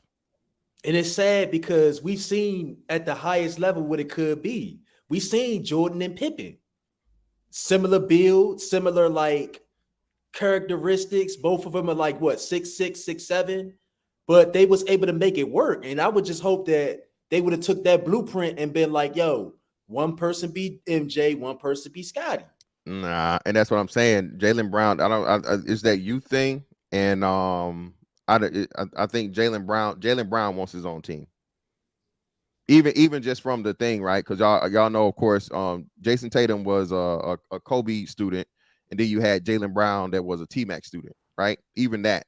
So again, man, I think Jaylen and to his he deserves it. Jaylen Brown is a number one option franchise guy, right? And I think clearly, like I said, in his head, he's seeing it, and I think we're seeing a bit of him kind of starting to understand that and looking out for himself as he should. Because again, if this year doesn't end up in a championship, which again, man, as good as the Celtics are, I don't have them beating nobody that's coming out of the West. Okay, I don't. Damn, nobody? No. Whoever makes it out the West, bro, again, and the two teams I would still have today is going to be a huge game. I can't wait to watch that game, by the way. Kings and the Warriors. I still have the Warriors winning this year, going all the way, winning back-to-back for the first time. That's how I have it. You think so? Yeah, bro. If they're going to do it, this is Draymond Green's last year. Draymond Green is gone. Draymond Green is not going to be there next year. I like the Nuggets. And we gonna get to that, and that's okay. What I'm saying. We gonna get to that. Trust again. I'm woo. Because bro, like, I know y'all seen the thumbnail, bro. The new best pick and roll tandem ever, nigga. Woo. What I saw last night from a pick and roll motherfucking execution, bro, and threat of Jokic and Jamal Murray, bro, that should be illegal. That's too scary, bro. That shit should be illegal, bro. Illegal. That shit should be illegal. The way they did the boys. Illegal, man. But yeah, Celtics. You crazy? Celtics cannot beat the fucking Nuggets, bro. No, I don't. No way. Jokic, they're not gonna have no answer for Jokic and Jamal Murray, bro. The way Jamal Murray is playing, dog. The best thing that ever happened to the league was 2 years. Yeah, Dub will. brother. If you didn't watch that game, bro, go back and watch that game tonight. Again, y'all forgetting bro. Jamal Murray was this in the bubble, but nobody really gave credence because it was the bubble, right? Bubble basketball, all hoopers especially. Hey man, that bubble shit was kind of even when people like, hey man, y'all ain't really win no real championship. The bubble championship was an asterisk. I agree with that. The bubble was an asterisk, bro. But bro, Jamal Murray really is who he was, like for real, bro. And Jamal, he's showing it. Last night, bro, that nigga, bro, any and everything he wanted to do, bro, the turnaround fadeaway jumper, consistent, pull up for three and just splashing, bro. Off the pick and roll, he you don't know what he gonna do. He gonna hit you and stop you with the motherfucker, the pull up jumper, get to the lane, dump it off behind the back, the motherfucking Jokic, then Jokic motherfucking can pop or come fake your fucking big out and then come and hit the lay too, bro. That right there, I'm telling you, bro. And I was saying it again, same thing. This right here, bro. If Denver don't win this year, they're never gonna win. Aaron Gordon showing up and contributing like he's supposed to, bro. Yeah, you got Michael Porter Jr. Yeah, and the Brown dude. Who's this Brown cat? Bruce Brown. Yeah. He was on the Wizards. Yeah, man. Like I said, bro, this Denver team, bro, is really, really the truth. So it's not about getting excited about the game one, bro. Again, it's just I'm just looking from a basketball perspective. Like I said, I haven't really been watching Denver much. Denver's not my team, and the whole Jokic thing was everybody getting mad over the Jokic thing, and I wanted to say that to now because well still let me see who we got left. So Atlanta, Boston. Can we please talk about what happened to my pick, the Cavaliers? What the hell happened to them? Bro, that series disappointed the hell out of me. I thought it was gonna be a better fight. I thought Cleveland was gonna put up a better fight. I'm like, what? Y'all can't do what? What is going on? Garland and my boy Mitchell. Yeah, Doc Spider. Well, I think Mitchell stuck it up, man. With them, I think it's just more coaching than anything. Again, Spider Mitchell showed up, made it to the playoffs, first season there, whatever. Him and Garland was good. You got big boy down there in the paint to protect the paint. Jared Allen. I think, Jared Allen. I think he again, out rebounded. Huh? That's what I'm saying. So you're gonna need somebody that's gonna give you. You're gonna need somebody down in the paint, bro. That's gonna fucking give you some type of more than just offensive threat. We're back to the same deal where with Garland and you got the 2-guard combo. You know what I'm saying? Two. You know what I'm saying? Not one guy that's like 6'5" or 6'6" or better or so on and so forth is gonna be able to just take over a game for sure and be your go-to guy. You got this back and forth between those two. That 2-guard setup, man, everybody's trying to do that with like it was with Golden State. And I'm telling you, the only people that's been able to do it, bro, is Golden State. But you know what though? They messed up when they traded that boy Markkanen because they need Markkanen. They need a player like him, and they gave him away. Well, you don't give him opportunities. I said the same thing with Buddy that the Warriors got rid of Wiseman. I think next season, bro, Wiseman is going to be a great season for Wiseman, James Wiseman. Finally giving him a chance and seeing what he's able to do. He had a solid like mid-range jumper. He's athletic. His time in the shit was decent. But he wasn't never going to get that, bro, in Golden State. He was never going to. Well, I'll tell you why, fantastic. Go ahead. Because he an asshole, man. Like nobody likes that dude, man. He has temperament issues.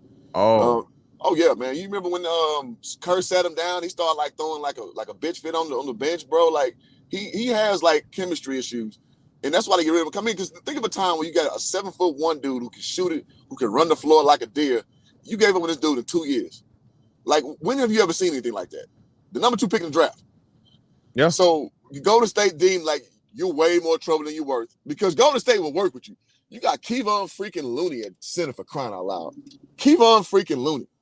So when a team says, you know what, I'm good with Kevon Looney over, supposed to be a generational big, they tell you everything you know about that kid, man. And I'm not trying to disparage him. I hope well for him, but the signs were there and those reports were out there too. Nobody just really paid attention to him. But yeah, man, like he had very hard times, maturing, let me put it that way, and humbling himself to be a player on that team. So I hope he turns around. I just don't know. If you're made that kind of stuff, have a guy played the D1 level, I played the coach the D1 level. it's hard for those kind of guys to turn the corner, bro. It's very hard, man. So I don't know, man. Well, like I said, I think, like I said, if he gets even with that thing, and like I said, yeah, once he had that pretty much that public spat with that public spat with fucking Steph, it was the writing was on the wall, bro. He was out of there. Of course, like, bro, you need to know your fucking role. Okay, you need to know your fucking role, bro. Again, I can understand you feel like this and so on and so forth. So I really think that Golden State did him a favor. Again, man, hey, you think you're this guy, so on and so forth, we will give you the opportunity to be that guy. Trade your way to a team, developing young team or whatever. Nothing really expected, and you make the best of it, see what you do. So again, man, I still think in a couple years, man, James Wiseman is going to be not necessarily a household name, but he's definitely going to be somebody of interest that you have to keep up with. I hope so. Bro. I hope so. I hate to go out like Greg Oden. I really hate to see that. Yeah. Oh hell no. Hopefully not there. Yeah. So let's talk about that real quick. So yeah, the Dallas and Kyrie experiment. What y'all? I don't see Kyrie coming back to Dallas. You know what? No. I'll let the rest go. I'll go. Quan, go ahead. Okay. Oh, go ahead. I said that was going to end bad from the jump because he wasn't guaranteed to come back. We've seen what Kyrie does when he goes to other teams that's not LeBron led. Went to the Celtics, that chemistry was horrible, and went to Brooklyn, that chemistry was horrible. And then you expect him to go to the Mavericks and it's not be an issue with chemistry? Like, what are we talking about here? When are we going to realize that everywhere he go, if it's no LeBron there, it's going to be a chemistry issue? Well, it wasn't a chemistry issue with him in Brooklyn. That was more so of a coaching thing, man. The only time he ran what's the name out the damn building? No, you talking about James Harden? He ran him out the building. They said he didn't even play a lot. They didn't even play together a lot. They said it was a practice where literally he's like talking shit to the point where Harden is like, "Yo, I'm out of here. Get me out of here." But you know what though? That's James again, and that covers up a big part and fault of James Harden though. And again, and I'm glad we get. So listen, man. I remember I remember when people were saying, man, that I think even Charles Barkley crazy ass said this, man, this is the best scorer one of the best scorers we ever seen, man. And I was like, what? I was like, what? Bro, they were putting fucking James Harden in the best scorers ever discussion along with Michael Jordan, Kobe Bryant. And I was like, bro, if you don't get let me go when you're ready. Fantastic. Let me go. Yeah, go ahead. Listen, this dude, I'm a Houston dude, bro. I'm a Lakers fan. Been since '98. I was a joint Rockets. Well, I grew up a Rockets fan, obviously. Been from Houston. I let him go like 2010. Listen, man. To me, Houston fans gas James Harden up so much in the city, in the arena, in the strip club, all that. That dude is one of the worst, best scorers I've seen in my life. Here's why I say this, bro. Bruh, this dude, man, like, I love James Harden when he played for Oklahoma City, bro. I thought he was like their little not Tony Parker, Manu Ginobili, Swiss Army knife guy. Yep. He played defense. He could dribble. He could shoot. I was like, man, that dude, James Harden, is nice. Until the finals, the way he disappeared. Then he pulled a Houdini on the board. Yes, absolutely. Yeah. So he pulled that Houdini, right? So, but when he went to Houston, he had those 50-point games. I was like, oh shit, okay, James Harden got some offensive prowess. But then I started watching him, like, because I wasn't a Rockets fan no more. This is like 2013. I was just like, dog, this dude doing the same shit over and over. Like, y'all like this shit? And then, me being a big Kobe guy, I'm just like, y'all saying this is Kobe? Hell no. And then, hey, listen, here's the smoking gun right here. I'll give you two instances. One, when they beat the Mavericks in the first round, that's when they had Josh Smith come over to the Rockets. And Rajon Rondo basically got told by the Mavericks, like, thank you, but no thank you. And they basically said that he was injured, but he wasn't, right? Y'all remember that series? Yeah.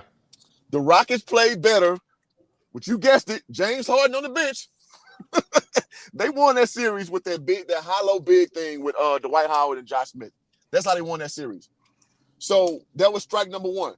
Strike number two, when Kevin McHale left, what did he tell y'all? That dude is not a leader. He got a lot to work on. Strike three was when they were up on the Warriors, I want to say 2017. Yeah. when they shot 7 for 44 from 3 in the closeout game, and James Harden, he has no meat to his game. So when the 3 wasn't falling, guess what he kept doing? Shooting threes, step back threes in particular. I like, oh no, I'm out. I was already out, but yeah, people didn't understand, man. Yeah, shout out to RT the Brand. So there was 2 seasons, bro, where he had more free throws and 3-pointer attempts, bro, than 2-point field goals as a shooting guard, bro. Okay. Yes. Free throw, he had more free throw attempts and 3-pointer attempts than 2-point field goals. And that's what I was like, bro. And then, like I said, the whole, bro, when you're playing basketball, bro, to get fouled, it's like you playing a game of pickup basketball, bro. And the nigga literally calling foul every play, or let's say 6 out of 10 plays.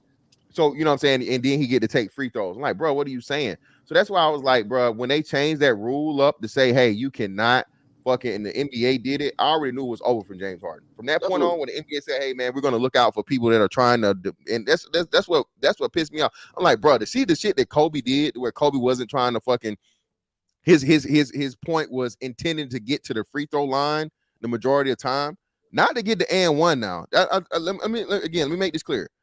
Kobe Bryant, Michael Jordan didn't fucking head fake and pump fake just so they could get to the free throw line, right? No, if they had pump fake your ass, they actually trying to make the fucking shot and get the and one. James Harden just had no intentions of motherfucking hitting the shot. He just want to get to the free throw line for the easy 2. You see what I'm saying? So that's why I say it, man. When people were saying that shit, I was like, bro, and these are paid analysts, bro. That's why I say, bro, shout out to my man Hoop. Shout out to motherfucking Ticket. Shout out to the real hoopers, bro. They give real hoop commentary, bro, and know what the fuck we talking about. We see it because play this shit, real love this shit, have love for the game. Because I'm like, bro, when I heard people saying that shit, I'm like, bro, how dare you? And they were saying this when Kobe was. Go ahead, Hoop. My bad. Go ahead. No, you good. So anytime you see nigga got both his hands behind his back to guard him, they tell you everything you need to know about how watered down the game is and how it's placated to this dude to succeed. Oh, shit. Y'all remember that shit when Josh Hart was holding this dude with his hands behind his back so he wouldn't get a touch foul? Yeah. Bro, that's crazy. Yeah. And every year, bro, every year in the playoffs, man, again, at the time I have a real strong roots to Houston. It's like, oh man, he ain't getting the same calls he getting in the playoffs. Like, duh, motherfucker. Who gets those same calls? Like, everybody knows, referees swallow their whistle in the playoffs. Everybody knows that. And we saw a precipitous drop-off every time he played against a team worth their weight in gold in the playoffs because what started happening? Referees stopped calling them touch fouls. So, meaning, what else is in your bag, dude? You got the handles. Y'all remember he had this goofy-ass, like, triple step-back three-pointer shit he was doing? Yeah, like, during the preseason? Man. So this dude is the goofiest dude I've ever seen in my life, dog. And I used to be a big fan, bro. I used to be a big fan. This dude, I'm just like, hell no. What they call it? It was a travel step, now it's a 0 step. Come on, fam. Euro step. Hey, yo, so shout out to y'all, man. Zero Shout out to step. y'all. What's going on? Yo, what up, Ish? Fantastic. How you doing, man? Got it, bro. What's up, fam? What's good? Yeah, I go in on that dude all day, man, because I just seen it from firsthand.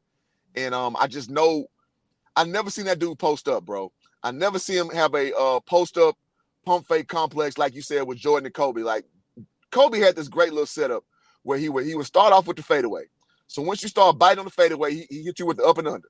And then he started sitting on the up and under, he would fake that and then do a double up and under where he like a little step through and finish. So basically, he gave you 3 scoring moves out of 1 look. And from either side. And from either side of the goddamn Either court. side. Listen, bro. Heart, like, bro, again, bro. Man. That's bro. It gets so frustrating to hear people, especially the non-basketball guys or the basketball guys that don't know shit about basketball. I don't know who or how or why Kendrick Perkins gets paid however many of dollars to talk about basketball. Because he got a lot of funny quips. Like, a lot of things that he says is funny quips. That's really what it is. You know what I'm saying? He says some crazy shit like, yeah, he got more stakes than he just say all kinds of crazy shit. And so people are entertained by that. He do know hoops, bro. But and then he got a ring too. So he got a ring too. So that add legitimacy because he got a ring in people's minds. I'm gonna say this, bro. Perk know basketball. The problem is he's an entertainer first now. So he gonna say all this off the wall stuff. He got his allegiance alliances. You see, he's a big LeBron guy. Yeah. So that's what makes it goofy. But I mean, listen, he from Port Arthur, well, Beaumont, which is right outside of Houston. Man, I've been knowing Perk one person removed for a long time. He know basketball, bro. He just it's hard to see dudes like him and Ryan Hollins and things of that nature, bro. It's like, bro, you played the game and you saying these goofy ass takes. Get the fuck out of here, man. But that's so that they can stay on TV. You know, they're trying to say salacious shit so they can stay on TV and so that they can stand out. Not just salacious. But like JJ Redick and them don't gotta do none of that. But JJ Redick is a white boy. See, yo, come on, we gotta be real. We gotta be real and we gotta be honest, right? Yo, think about it. How many white dudes really stand out in basketball? Tim Legler, right? Tim Legler is an analyst, but Tim Legler was not a standout on the basketball court, right? You know what I'm saying? Yeah, but so what happens is automatically it seems as if they're taken more seriously anyway. It's kind of like the old trope about the white quarterback. You know how that goes. Well, they take them seriously and they don't take us that seriously, fam. No, I say especially in basketball. Again, like, Tim Legler is a perfect example. Like, Tim Legler just gives a basketball analysis, period, without any of the extra shit. Not trying to be funny guy, not trying to comedian. I love Legler. Yeah. Pure basketball. That's what I'm saying. And his breakdowns are concise, they're accurate, they're fitting, so on and so. He's never wasn't. My thing with Perk, man. Now hoops say no hoops, he know hoops. And then he did play at the NBA level. He has a championship, all the rings of this. What I'm saying is this: all of his calamity, his comedy, all these different things makes it seem like Perkins don't know what the fuck he talking about. Agreed.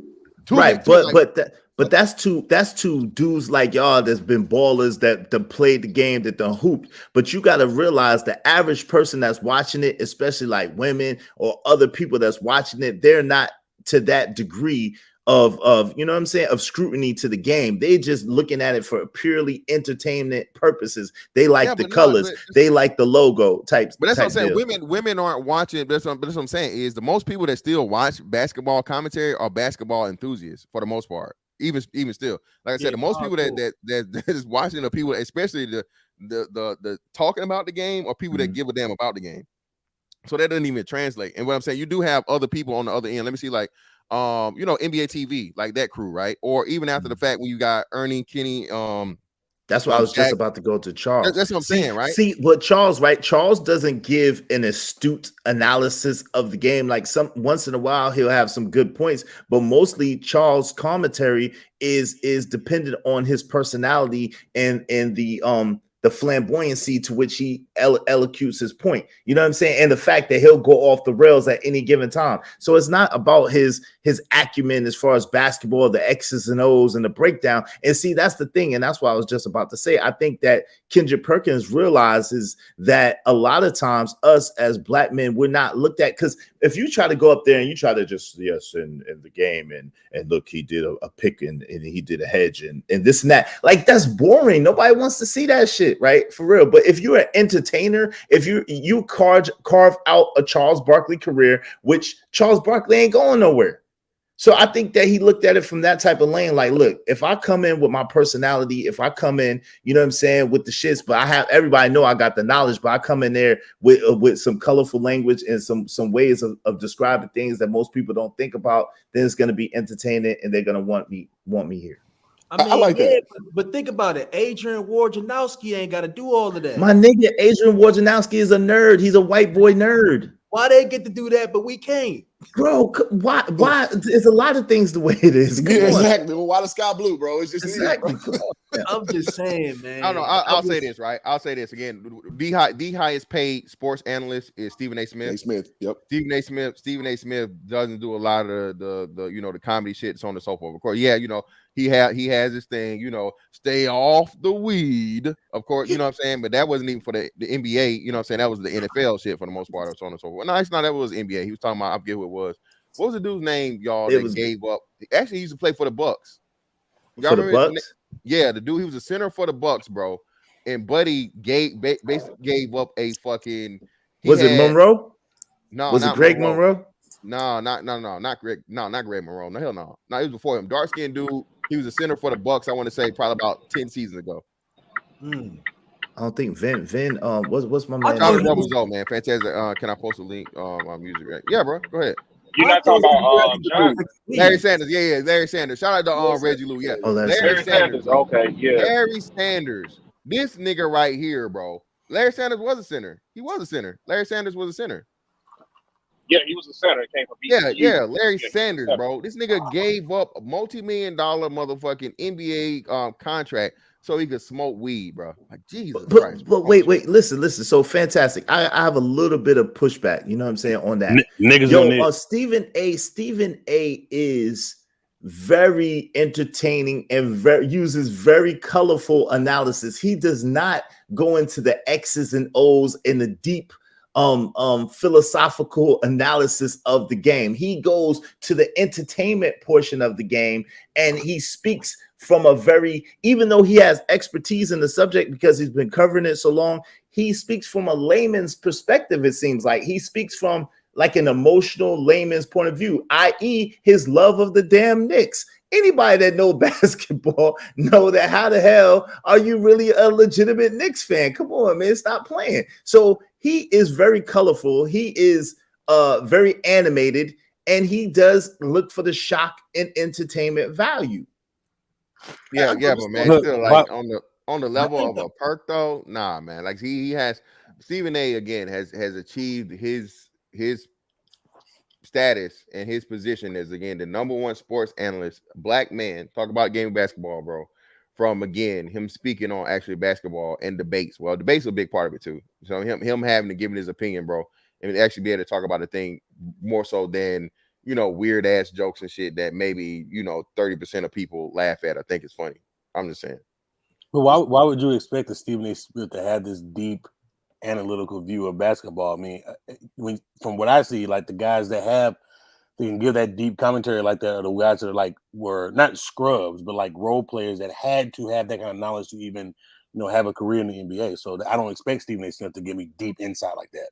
Well, Stephen A. Smith, if you know about Stephen A. Smith, he was a beat writer, you know what I'm saying, for the Philadelphia 76ers for a long time. Right. Yo, if y'all haven't read his book, or heard his book is kind of dope, even though he kind of go a little bit off on the women's side of things. But other than that, his book, his story is a little bit, interesting, right? So Stephen A. Smith, right, he was a journalist and a high-profile journalist. Then he came to ESPN. He got fired, and then he got a chance to come back to ESPN. But it was because of his rambunctious, brazen. A lot of people called it that he thought, audacious personality that made him who he is, because he was willing to say the things that most people thought but weren't willing to say.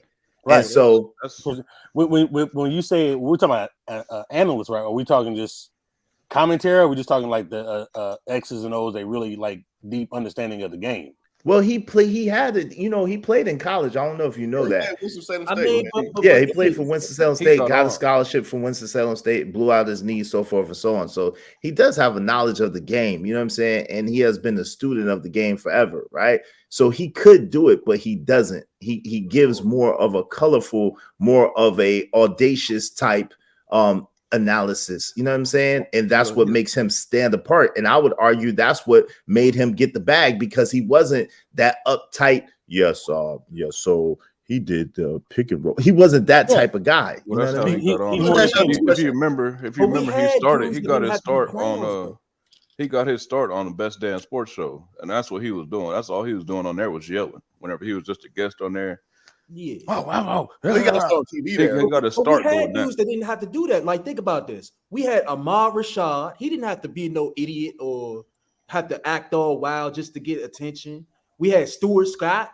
He was able to give his analysis and still be who he was. He didn't have to do a whole bunch. The NBA has a different. We understand you got a different fan base now. You got more casuals in the game now. So.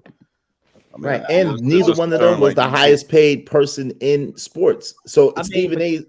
Smith is the highest paid person on ESPN because of his bold, audacious takes and his bold, audacious personality. Is more of the entertainment value than, even though he has the acumen to back it, but it's more of his entertainment value that brings him that kind of bag. Stephen A. is this generation of Stuart Scott, and that's, I mean, I tell you, to all of us who watch Stuart Scott, we know Stephen A. ain't fucking with Stuart Scott at all. But that's basically, he's basically the Stuart Scott. He's carrying the ESPN. I don't think that's true. I don't think that's true at all. Scott ain't had to be. He ain't had to do a whole lot. He said was boom, boom, shakalaka. I'm talking about in terms of his status. In terms of his status, just like you say, LeBron is this generation's Jordan. Like, okay, like a lot of people wouldn't put LeBron on the level of Jordan, but that's as far as status and the place that he feels as far as carrying ESPN. That's what Stephen A. is. I don't agree, bro. I think that Stuart Scott was not the biggest person in the ESPN because they had like a monster roster back then. Yeah, you had Steve Berman. Berman was big too. Stuart Scott was just a black dude. He was the dude that we related to the most because he understood the pulse of Black America. So we liked him. I said Chris Berman. I mean. Chris Berman. Yeah, Chris Berman was well, big. Talking about NBA though, man. Chris Berman don't even talk about NBA. We just talk about the people who were big at that time. Yeah.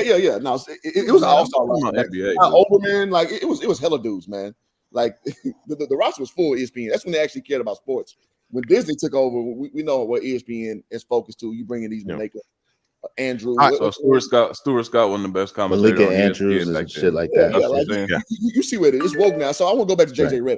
JJ Redick is the woke white dude.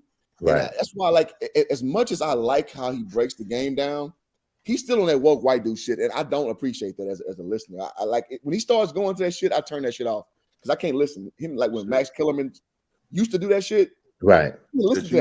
That's why they got rid of. That's why Stephen A. wanted to get rid of Max Kellerman because Max Kellerman kept wishy-washy on his viewpoints. He wouldn't stand strong on any one viewpoint because he didn't want to offend anybody. Well, he's always going to side with the players. JJ Redick, you notice he always siding with the players. Absolutely. And shit. I mean, that makes sense though. You gotta blame Jimmy Butler. He was like, he said that one podcast. Jimmy Butler was like, "You white, but you black. You like a black white boy. Like niggas like that is who empower them niggas. Them white boys. But you know who I appreciate the most though, who hold the line.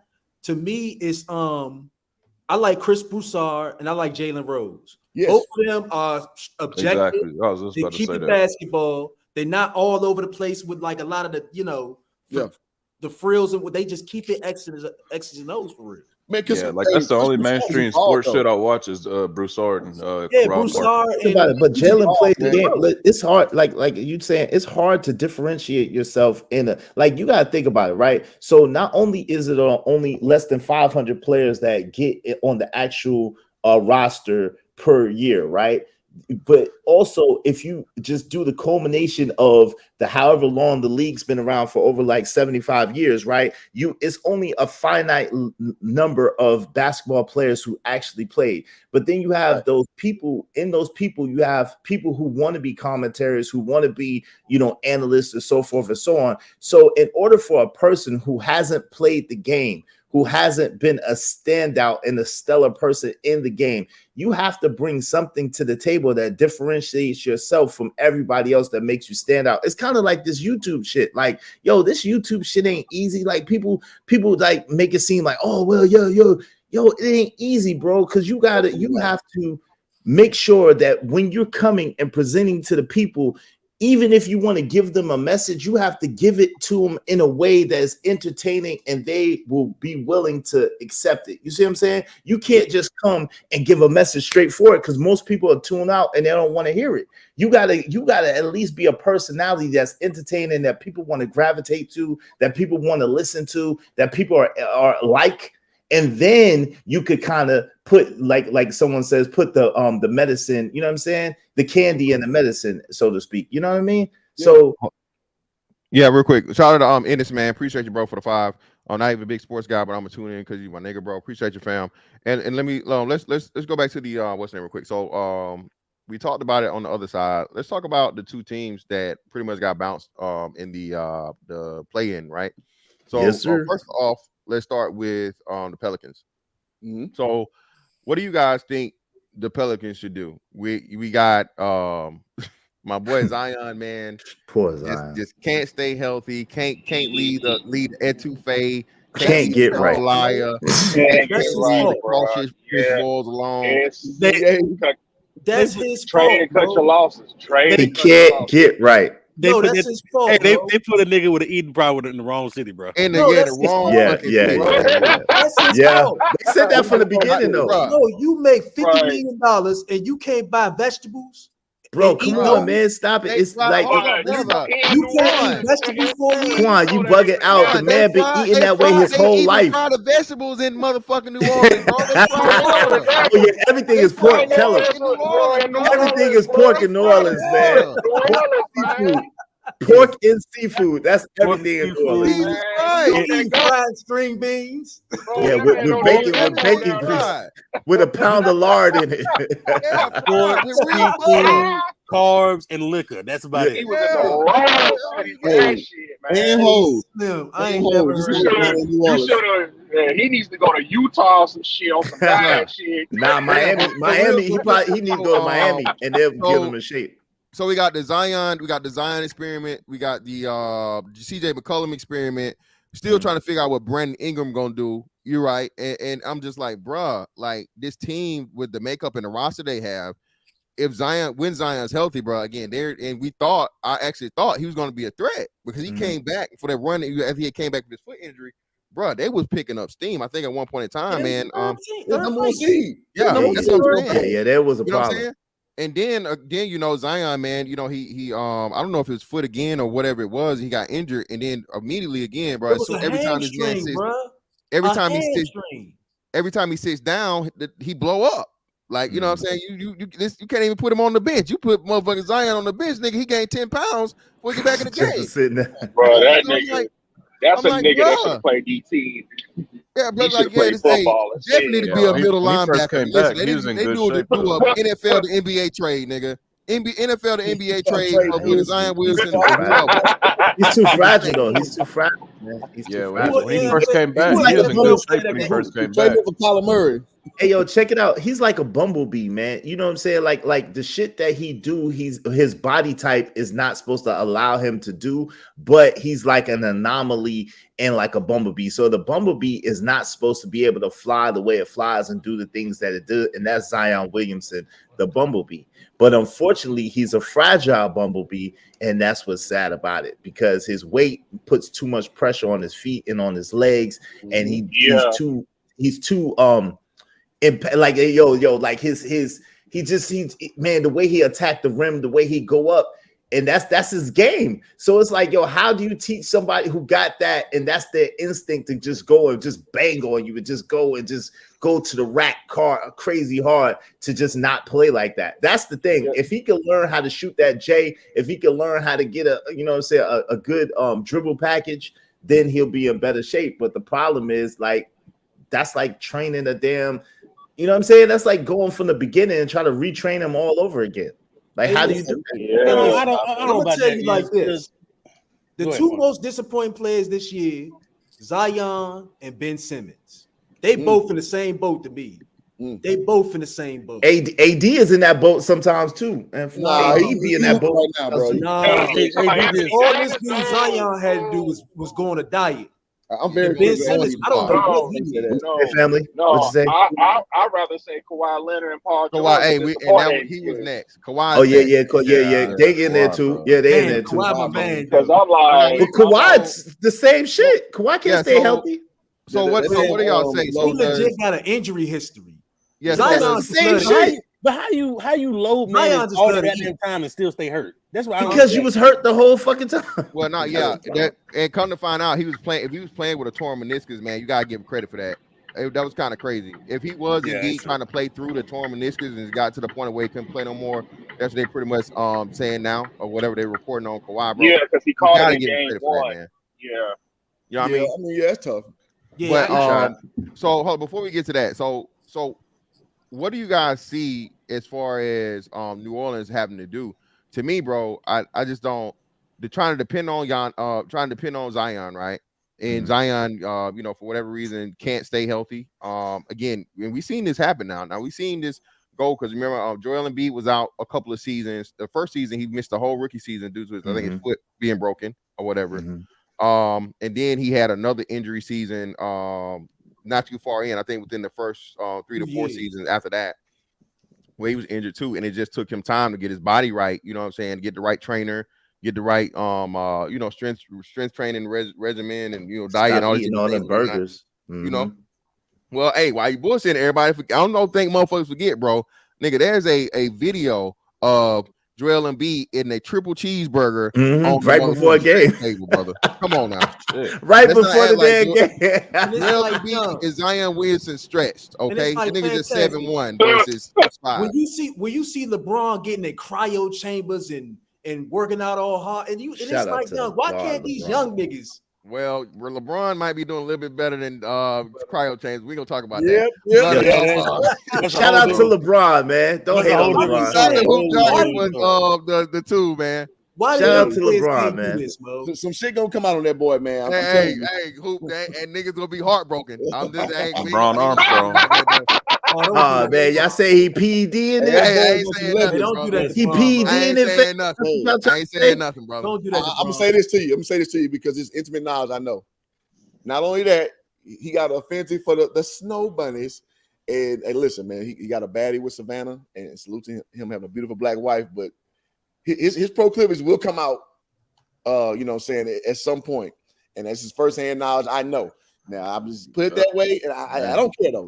I'm just saying. Wait, so do you think that those things? And I know, Fantastic a little biased, but I'm asking you: do you think that those things take away from his legacy or take away from what he's done? No. as a player. Whoa. Hey,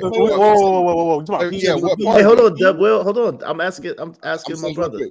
Who? As a Kobe Bryant fan, a stan. I'm a card carrying Kobe Bryant stan. I got LeBron 4. I got Kobe at 11 overall. I agree. And I know Fantastic may not agree with me. That's cool. I got Kobe at 11. So I don't use my biases to, interject in my hoop evaluation. So you got LeBron at 4. Who do you have as 1, 2, 3? Jordan, Kareem, Magic. Yeah. You got. Whoa. Wait a minute.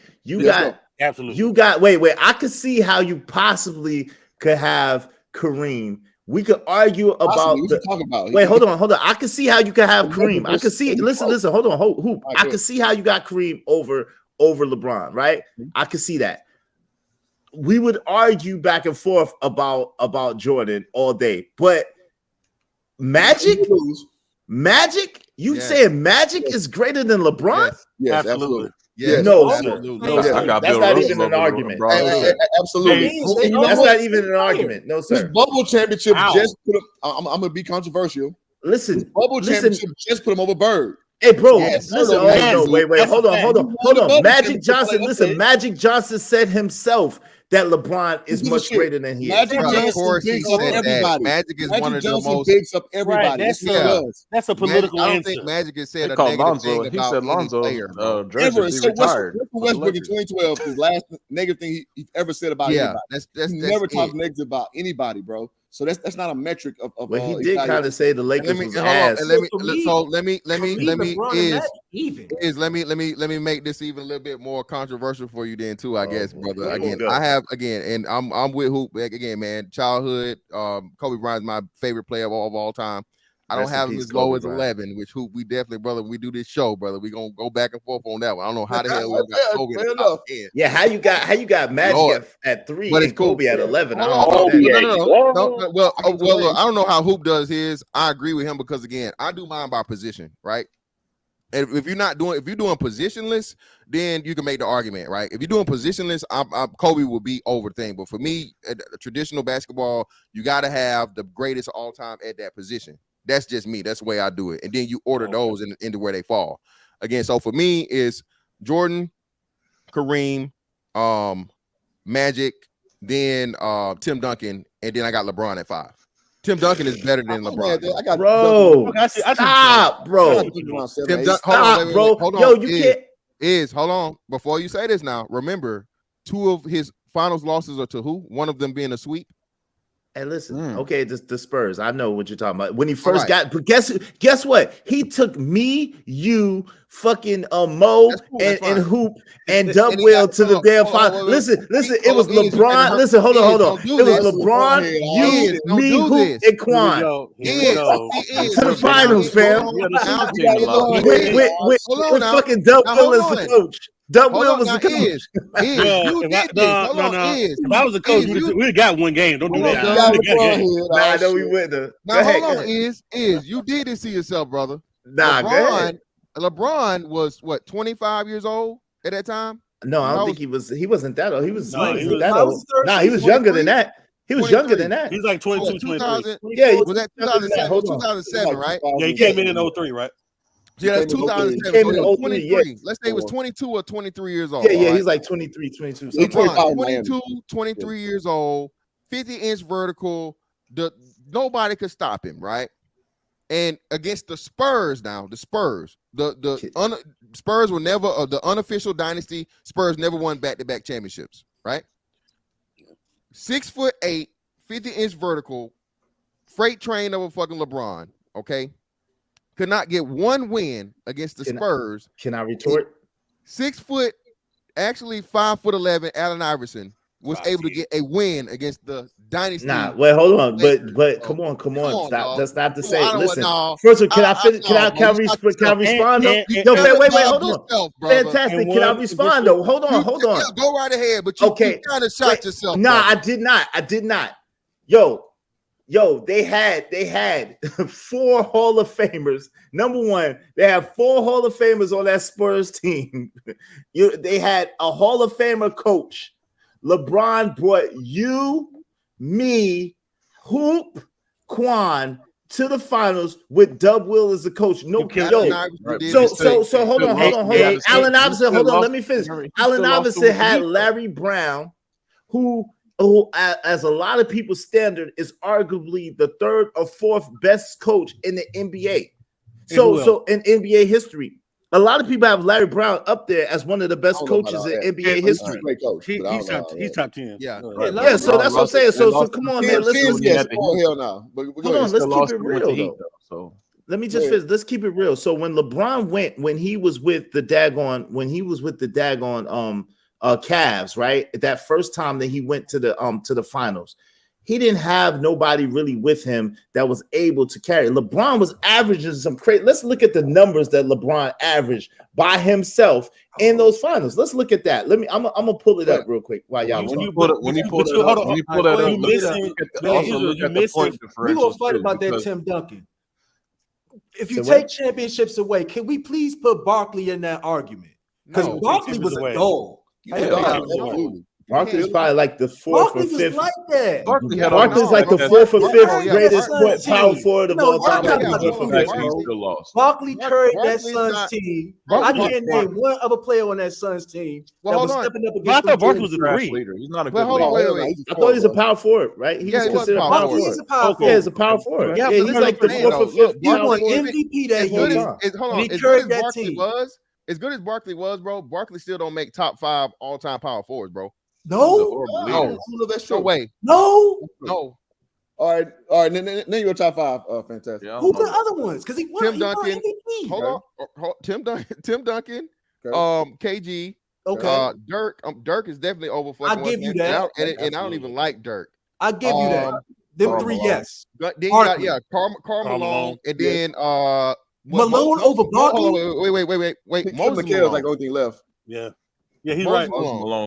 I take him. I'm not giving y'all no Malone. No. What? I'm not giving y'all Malone. Hold on. I'm not giving y'all Malone over Barkley. Which Malone? Not Karl Malone. No. Hold on. Not Karl Malone. You crazy? Barkley is better than Karl Malone. Get out of here. No, he's not.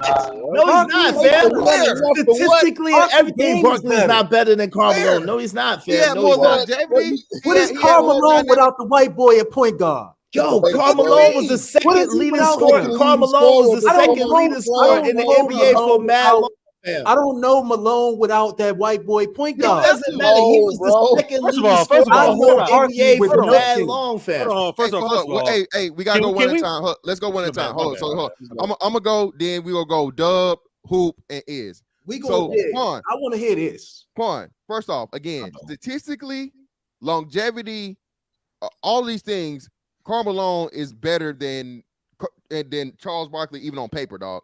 Okay, he has more MVPs, he has more scoring. Again, he has more wins.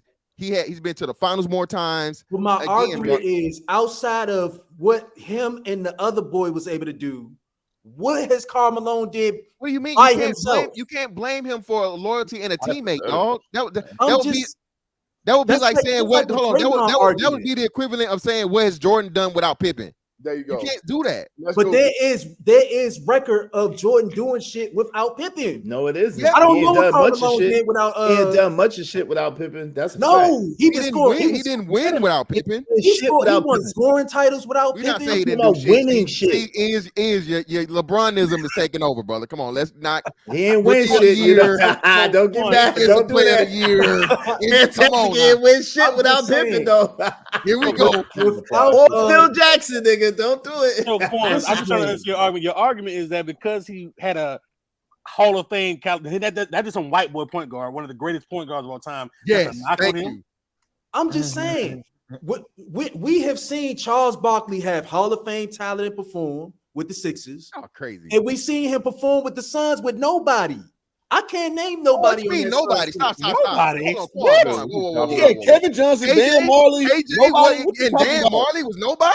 People What don't you talking realize that. about? I mean, KJ? with all respect, That whole How starting many- five. That's whole starting five average. Come on, like, bro. let's Cedric Sabalas? Cedric Sabalas, nigga?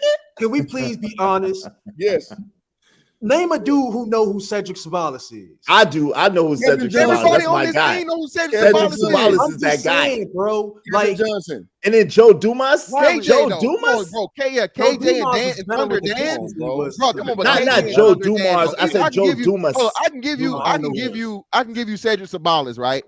If you're a non-hooper, you may not know who Cedric Sabalas Nah, is. Cedric Bro, Sabalas was a bucket guy. KJ with the highlights and dunking on motherfuckers and shit, Kevin bro. One of Johnson the small was guards. nice. Come on, bro. Yeah. And He was nice. Thunder Thunder Dan come on. Marley. nice. Thunder Come on, Dan. people know who them Nigga, for. the whole starting five average double-digit points, dude. Thunder Yeah. Dan, nigga. And that team won like what 65 games or something Yeah, like they that. had the Bro, best more than record the in the When league. it came down I'm a to it, Houston fan, bro. I remember that vividly as a kid, bro. but when Yeah. it came down to it, Oliver Barkley was the Miller? one making all of those shots. Right. He Barkley was was taking the ball down court. He was absolutely making all the damn plays. He was He the was key a figure horrible on the team, and even as the key figure in the team, the height of his career, '93, he was still not better than Karl Malone. Yeah. Karl Yes, Malone that's a had fact. a dude running pick and Yo, roll for him stop every it, play. man. Stop it, bro. Bro, Who cares how you Everything win was it? pick It's and for roll. efficiency. Definitely. Because But I'm he gonna was say the this. other half I'm of gonna that say this. tandem. Then I'm gonna go. We got You can't to separate the go so two. everybody can get in. So hold on. I'm gonna say this again. Quan, that's the same thing y'all tried to do to Giannis earlier. You're faulting him at being an expert at literally, like I said, when it came to a jump shot, his jump shot was definitely better than motherfucking Charles Barkley, hands down. No, stop it. The first perfect fucking elbow fucking jumper came from Karl Malone. Yes, sir. The I'll give best, him hands that. down. But it was set And then- up beautifully. Then being It hold ain't on, like then he being created able that hold on, shot. then He's gotta being hit able to work the fucking pick and roll again. And we and again, that's something we gonna shift to. We gonna get to that. We gotta get to that because now what I'm talking about now is the fucking new version of that, the 2020 version of fucking the Stockton and Malone, the new Stockton and Malone with Jokic and Murray, bruh. Quan, it's like you knowing what a nigga gonna do, but you can't stop him. Can't do that with it. Bro, that. What can you say about that? Oh, we know they gonna run the same pick and roll and do the same shit. And you know the play, and yet still, even bro, they dominate. Bro, both of them motherfuckers were damn near 40. Okay, 40 doing this shit. It couldn't be stopped. So again, you can't knock this man, bro, for being what he was. I want I'm to go putting there. Phil Jackson did. Phil Jackson like put it into Barkley's that shit game twice. To be over real, Karl but hey, Malone that's game. another story altogether. Because I seen got a Barkley question. perform. That's not true. I seen Barkley perform with Phil Jackson and did without put it into Shaq. that shit because they lost twice against the Bulls. What you mean? No. Now, if Karl Malone was to get traded, Yeah, Hold Quan, on, it's on Dub. It's on Dub. Go ahead, Dub. Because I gotta kill two Israel points real quick. If you go back and watch that 97-98 the finals, they did not stop the pick and roll. They just lost. They didn't stop the pick and roll though. Yo, the point is, they didn't the stop point the that I'm making. But the point I'm making is, it wasn't they made it as not effective as it was prior because they didn't win this. They didn't win the series. That's the whole point I'm making. They didn't win. They had Michael Jordan. They had Right. Michael Jordan. Well, I mean, they had Phil Jackson and they had Scottie Pippen. The Bulls were just a superior team. Bro, take that Jordan hate out your heart. Bro. I don't hate Jordan. I got a whole bunch of Michael Jordan sneakers. But the Bulls did not. If you go back and watch the series, the Bulls did not stop the pick and roll. They just shut down everybody else. Listen, it's all good, but they did it effectively enough to win the championship. Is the point twice? So Jordan is the sole reason why Karl Malone does not have a championship. I would give you that. Yeah. But let me go back to let me go back to the hold on point. Go back to the point Fantastic made earlier and why the whole you talk about LeBron. You can't blame LeBron for getting swept in 07. Bro, okay. No one ever explains this. AI in 01, his little bitty self took a game off that juggernaut Lakers team. You telling me LeBron couldn't get one against that Spurs team? Yo, yeah, I'm telling you. Wait, hold on. Wait. Can I respond? Come on, Fantastic. I'm not finished. Hold on, Doug. Let me say this real quick, Doug. Just a quick to your point. Listen, y'all. That was the only loss for the Lakers in the playoffs. In the playoffs that year, they were about to sweep the playoffs. Okay, but come on, man. Can I respond? Go ahead, Dub. Let me respond. Are you going to tell me that 2001 Lakers team is worse than that Spurs team in 07? Bro, no. Let me say no. Can you just answer the question? Israel? Yeah, yo, it's that's subject. Come on, man. That is objective. Like, we can't. That's subjective. Like, so what I'm saying to you is this. Hold on. Let me respond, fam. Listen, you cannot compare. That's like comparing Michael Jordan to LeBron James. Like, that's not a fair comparison, fam. So if you're asking me about, was the 2007 San Antonio Spurs better than the 1997-98 LA Lakers? Come on, man.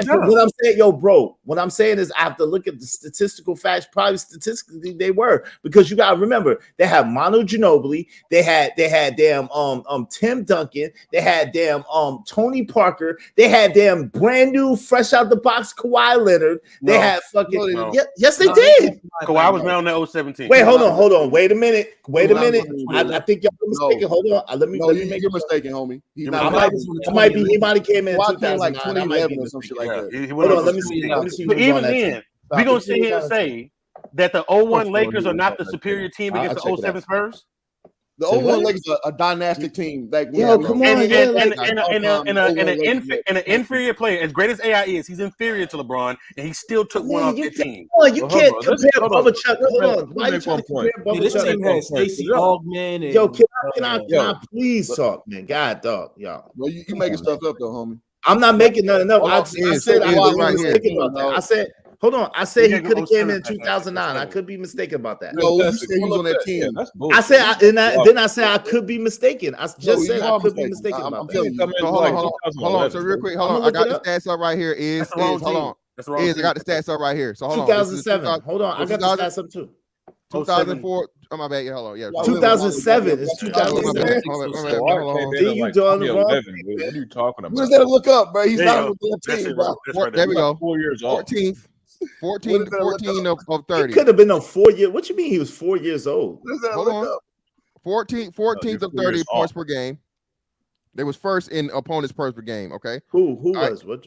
It's the Spurs. It's a championship team. They won when they beat LeBron. Right. This is so funny, man. All right. Okay. Fantastic. Can you please go to the series too, and let's look at how close the Cavs were to winning every game.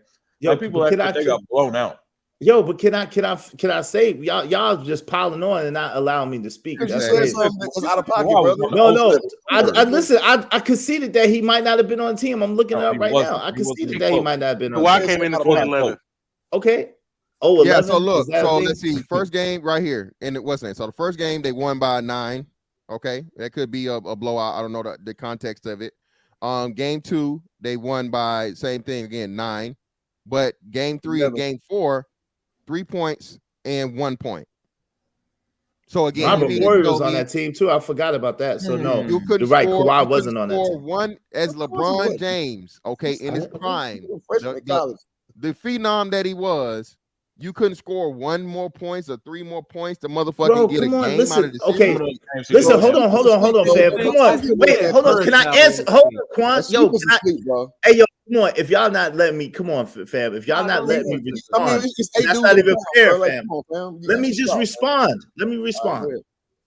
If LeBron was, let me ask you a question first. Was LeBron the absolute best person on that 2007 Cavs team? Yes or no? Absolutely. Hands down, yes. Okay, It's not okay. a question. Okay, it wasn't even close, right? Was Yeah. anybody on that 2007 team even remotely close to LeBron James' talent on the Cavs? No. Wait, no. Okay. Okay, hold on. Let me finish, fam. Let me finish.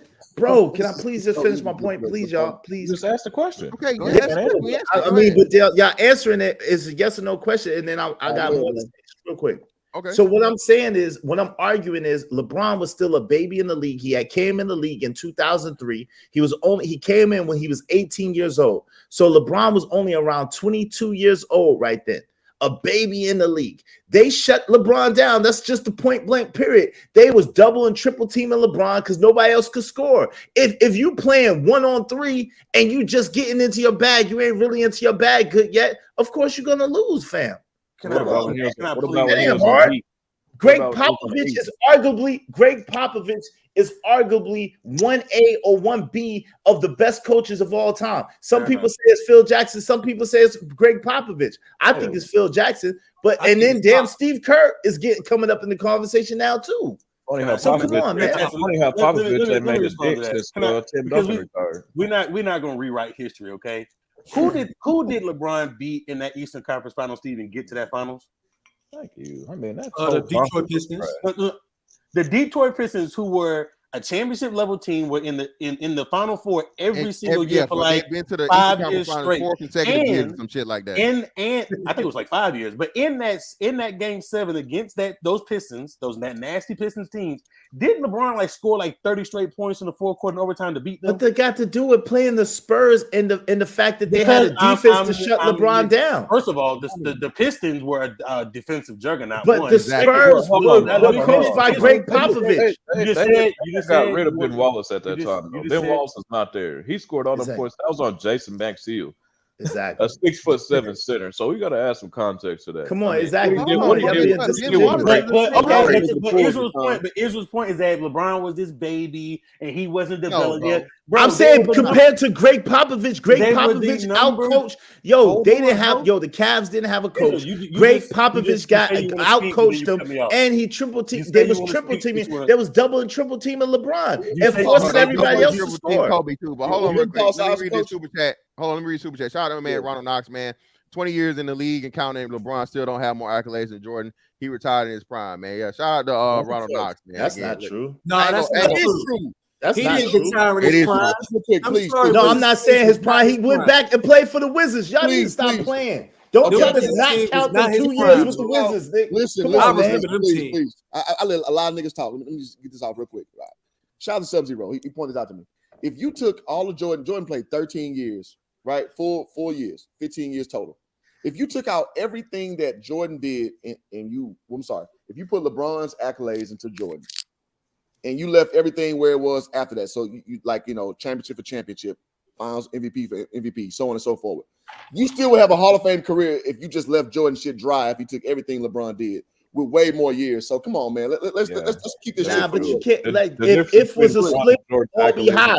If my dog had a square ass, we shit bricks. If and ands was pots and pans, that's the shit y'all do because y'all defend LeBron to no end, bro. But like, why do y'all continue to try to not negate those 2 years that Jordan played for the damn Wizards? Why do y'all Michael Jordan his whole career like that didn't exist? Why y'all Michael Jordan fans try to act like I'm not a Jordan fan, bro? I'm a Kobe fan. I don't like Jordan for that last thing that he didn't get his ass whipped by the damn Orlando Magic. Why do y'all I'm not a Jordan fan. But if we're gonna be for real, let's have some for real conversation. Again, I'm a Kobe fan who says LeBron James has a way better career than Kobe Bryant. I'm the same guy who's saying that. So You can miss me with that bullshit, bro. Absolutely. Okay, what I'm saying to you is think about this. Okay, so maybe, and my bad if I mischaracterize you, but what I'm saying is a lot of Jordan fans try to act like when Michael Jordan came out of retirement for the second time and he came back, that he didn't miss when he was number 45, that he didn't miss a whole wide open dunk by himself and look stupid, that he didn't fall short to the Orlando Magic and not even make the playoffs. They try to say, oh yeah, 6 for 6. But nigga, there was times when Michael Jordan didn't even make it, and people want to ignore that. Then they want to try to make it seem like his career ended. That's what I'm saying. I gotta say, make it seem like his career ended with the Chicago Bulls on a high note. Hold on, let me just finish. They want to make it seem like his career ended with Chicago Bulls on a high note, when actually the actuality is he went back and he went to Washington Wizards, and his career was kind of ass over there. So come on, man, let's don't do that. But first of all, it was ass, nigga, ass cheeks. Israel is doing a straw man argument right now. It's not no straw man argument. It's real. I'll let you go. I'm with Iz. If you compare LeBron at the same age, LeBron out here scoring what, 28, 30, 32, something like that. Compare that to and Jordan's the number age one scoring at 38. title champion in the NBA. And the number one scorer in the NBA period.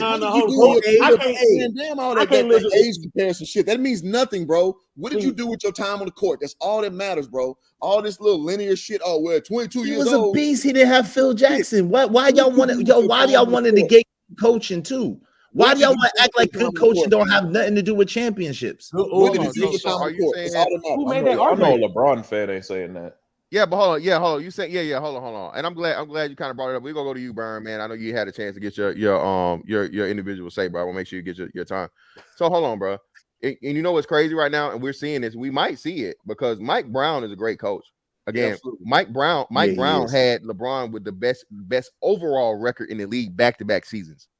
Back-to-back seasons. But Mike Brown was a baby. He was a new coach too. Mike Brown wasn't. Hold on, yeah, y'all gotta keep it. Hold on for a second, fam. Hold on, fam. We talking about damn 16 years ago, bro. We talking about 2000. Hold on. So Mike Brown then is not the same Mike Brown that he is now. Y'all fail to realize that Mike Brown was on the damn Wizard on the Warriors damn. As an assistant coach. So he's learned a lot and he's got a lot of experience. He was a horrible head coach. He was assistant coach after he was fired as a head coach. And again, I'm telling you, Mike Brown. That's what I said. The Golden State Warriors. That's what I said. If I remember right, again, his first big coaching deal was the Cavs. Correct. Okay? Right. First head. Hold on. Wait. And again, I'm gonna say this again. Well before even Steve Kerr was still playing when he started coaching, bro. Steve Kerr was still in the league when fucking Mike Brown was coaching the. Okay, what's that got to do with? Listen to what I'm saying. The fact that you again, the Spurs. I mean, the Warriors had absolutely nothing to do. Again, I'm gonna say this again. Mike Brown being the head coach of the Cleveland Cavaliers when LeBron James was there. Had back-to-back seasons as to when the Cleveland Cavaliers had the best overall record in the league. I understand, but that doesn't happen. Listen, so what? Okay, let me tell you, fantastic. What I'm talking about. You saying he's a baby, and that's what the hell does that have to do with anything? Listen, again, what I'm saying to you is Mike Brown is what 16 years ago. Mike Brown is not the Mike Brown that he is today, right? Yes, Mike Brown did help them get one of the best leagues, the best records in the league 2 years, right? That's true. You're not lying about that. What I'm saying to you is getting the best record in the league and winning a championship. That takes two different skill sets. That's a whole different thing. We seen it with Mike Budenholzer. We seen it with what's my man Quinn Snyder. We seen it over and over again. When the number one seeds does not guarantee that you're gonna be a damn champion, because to win a championship, it takes a whole different skill set than it takes to win the regular season. That's my point. So what I'm saying is, now that Mike Brown is 16 years removed from that, now Mike Brown might be able to get them boys and win a damn championship. I hope not, but it could happen because Mike Brown is a beast right now through his experience. Is Greg Popovich a good coach to you? Yeah, he's one of the best, arguably. Yeah, so Mike Brown was Greg was one of Mike Brown's mentors, bro. I know that. So he already came off that coaching tree. So you can remix it, you can spin it all how you want to, and make it like this perfect year right here. So did Tyler. What's the reality is. So did Quinn Snyder. So did the dude for the Memphis. Great coach for a long time, bro. So just because you don't like the results with the player that he had at the time, that's a you problem, bro. No. Hold on. Oh, wait. Stop, Quan. Hold on. That's not. How we the NBA, bro? It's what you do. That's not true. Listen, what's the dude name? Is it Tyler Jenkins, the coach from Memphis? Tyler Jenkins. I forget his name, but well, but anyway, he also came from the Greg Popovich tree. So did Quinn Snyder. So did Mike Budenholzer. So did a whole bunch of people, right? And Steve Kerr too. So what I'm saying to you is this, and we've seen that those have been solid coaches, especially through the regular season. But it takes something different, something more to be successful in the postseason. When you are in the playoffs and to win a championship, that takes a whole nother level of coaching, a whole nother level of expertise, a whole nother level player. Whole nother level player. How about that? It does.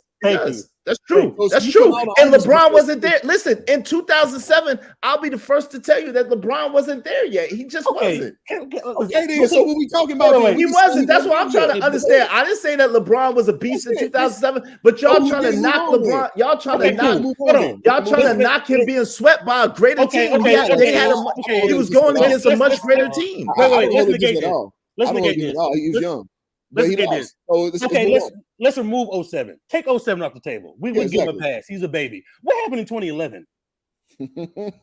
2011 should have never happened, but they got beat by the fucking Dallas Mavericks. I'm gonna tell you what, they got beat by the Dallas Mavericks. That's what happened. This is what irritates me about the LeBron stands, right? How you got Israel? You say you want to be cut off? Yeah, go ahead, fam. You're right, though. Because you talk about Jordan, he got beat by the Pistons. Jordan retired. Jordan got beat by the Magic. Jordan was trash with the Wizards. No Jordan. Anybody who says Jordan the greatest negates that. We take that into account of his whole career. But when it comes to LeBron, magically LeBron's failures just disappear. That's what irritates the hell out of me. We're not gonna sit up in here and act like 2011 did not happen. I didn't say, listen, wait, why do y'all listen? If you would have talked, hold on. If you would have went to, y'all didn't go to 2011. See, this is what I'm saying. Y'all went to 2007, and what I said was, the Spurs team that he played against was way better. He had a way better coach. The team was way better, and LeBron was new to the game. Hold on.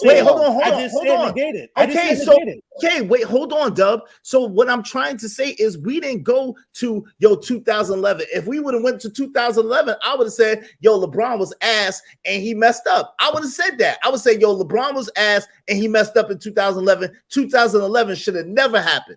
I would have said that to you. And when we're talking about this greatest of all time shit, right? You have to split hairs because all these players are great players, right? Facts. How can you have? That's part of the reason why Magic is not considered the greatest of all time, because he had the tragic Magic series, right, against the Celtics. We don't put Magic number one. That's not why I don't put Magic. Well, that's part of the reason. You cannot. You cannot. Me at all. That's not why. You cannot have a ass series, even if you lose, where you just play like ass in the finals, and then can put yourself over the greatest of all time. You can't put yourself in that category, bro. Okay, let's see what LeBron's stats was in 2011. Hold on, let's see what LeBron's individual stats was in 2011, because I don't think even though I said he played ass, I think he averaged about like 28 points. But I'm gonna check just to make sure. I watched the game, and when you got Jason I'm gonna check to make sure. Go ahead. When you got in one game, right? When you got Jason Terry and JJ Barea scoring on you. Oh no, they were guarding him. That's what I'm saying, bro. They were guarding LeBron. That's what I'm saying. And he froze. He was out of the game. He checked out of the series. Here's what it is. He checked out. Bro, listen, they got him. Yeah, bro, they got him, man. That's a black mark that you can't just erase. I'm sorry. Okay. So what about that's okay, cool. Let's say that's true, and you're right. Okay, cool. I'll accept that, right? But then we want to erase when Michael Jordan came back out of retirement. We want to erase all the years that Michael Jordan didn't even get to the final. Hold on, get to the finals. We want to erase the fact that Michael Jordan went to the Wizards and he was ass. Like, we want to erase all of that stuff. Nobody's erasing that. We take all that into account. So look, this is what they said. So LeBron James in game 1 averaged 24 points, 9 rebounds, 5 assists. In game 2, he averaged 20 points, 8 rebounds, 4 assists. In game 3, he averaged 17 points, 3 rebounds, 9 assists. And game 4 was when he was asked. He averaged 8 points, 9 rebounds, and 7 assists. Game 5, he averaged 17 points, 10 rebounds, 10 assists. In game 6, he averaged 21 points, 4 rebounds, and 4 assists. Bro, it's not like you reading off Danny Granger's stats, bro. That's what I'm saying. No, I'm reading off LeBron. Hold on. I'm reading off LeBron. I'll tell you where I got it from. This is LeBron's stats in 2011. He was terrible, bro. He was terrible. Well, yeah, I got him on the screen. Yeah, it's no excuse. There was no excuse. I said that. But bro, no excuse for him losing to Orlando. He's terrible. Bro, but okay, but listen, so listen, and I lost money on that game, by the way. But yo, I did. I lost bread on that. So I'm pissed off. I was pissed off too. But listen, what I'm saying to you is this. Yes, you're right about that, but we can't, we want to, everybody wants to equate. No player is perfect. No player has a perfect record. None of them, right? And so we want to, but a lot of people want to make it seem like, oh, Jordan went 6-6. Jordan went 6-6. And no, he didn't. But nobody says that. Nobody argues. A lot of people say that. No, they don't. Listen, hold on. And this is what I say is just like we don't say, well, LeBron is he's been in the league 20 seasons. He has 4 championships now. No one says that LeBron is motherfucking 4-16, bro. No one says that. No one says LeBron is 4-16. But you can't at the same time say, oh, he went to the finals 9 straight times. Okay, well, we went 9 straight times and only one motherfucking, or however many times he went and only run fucking 3 out of those straight times, bro.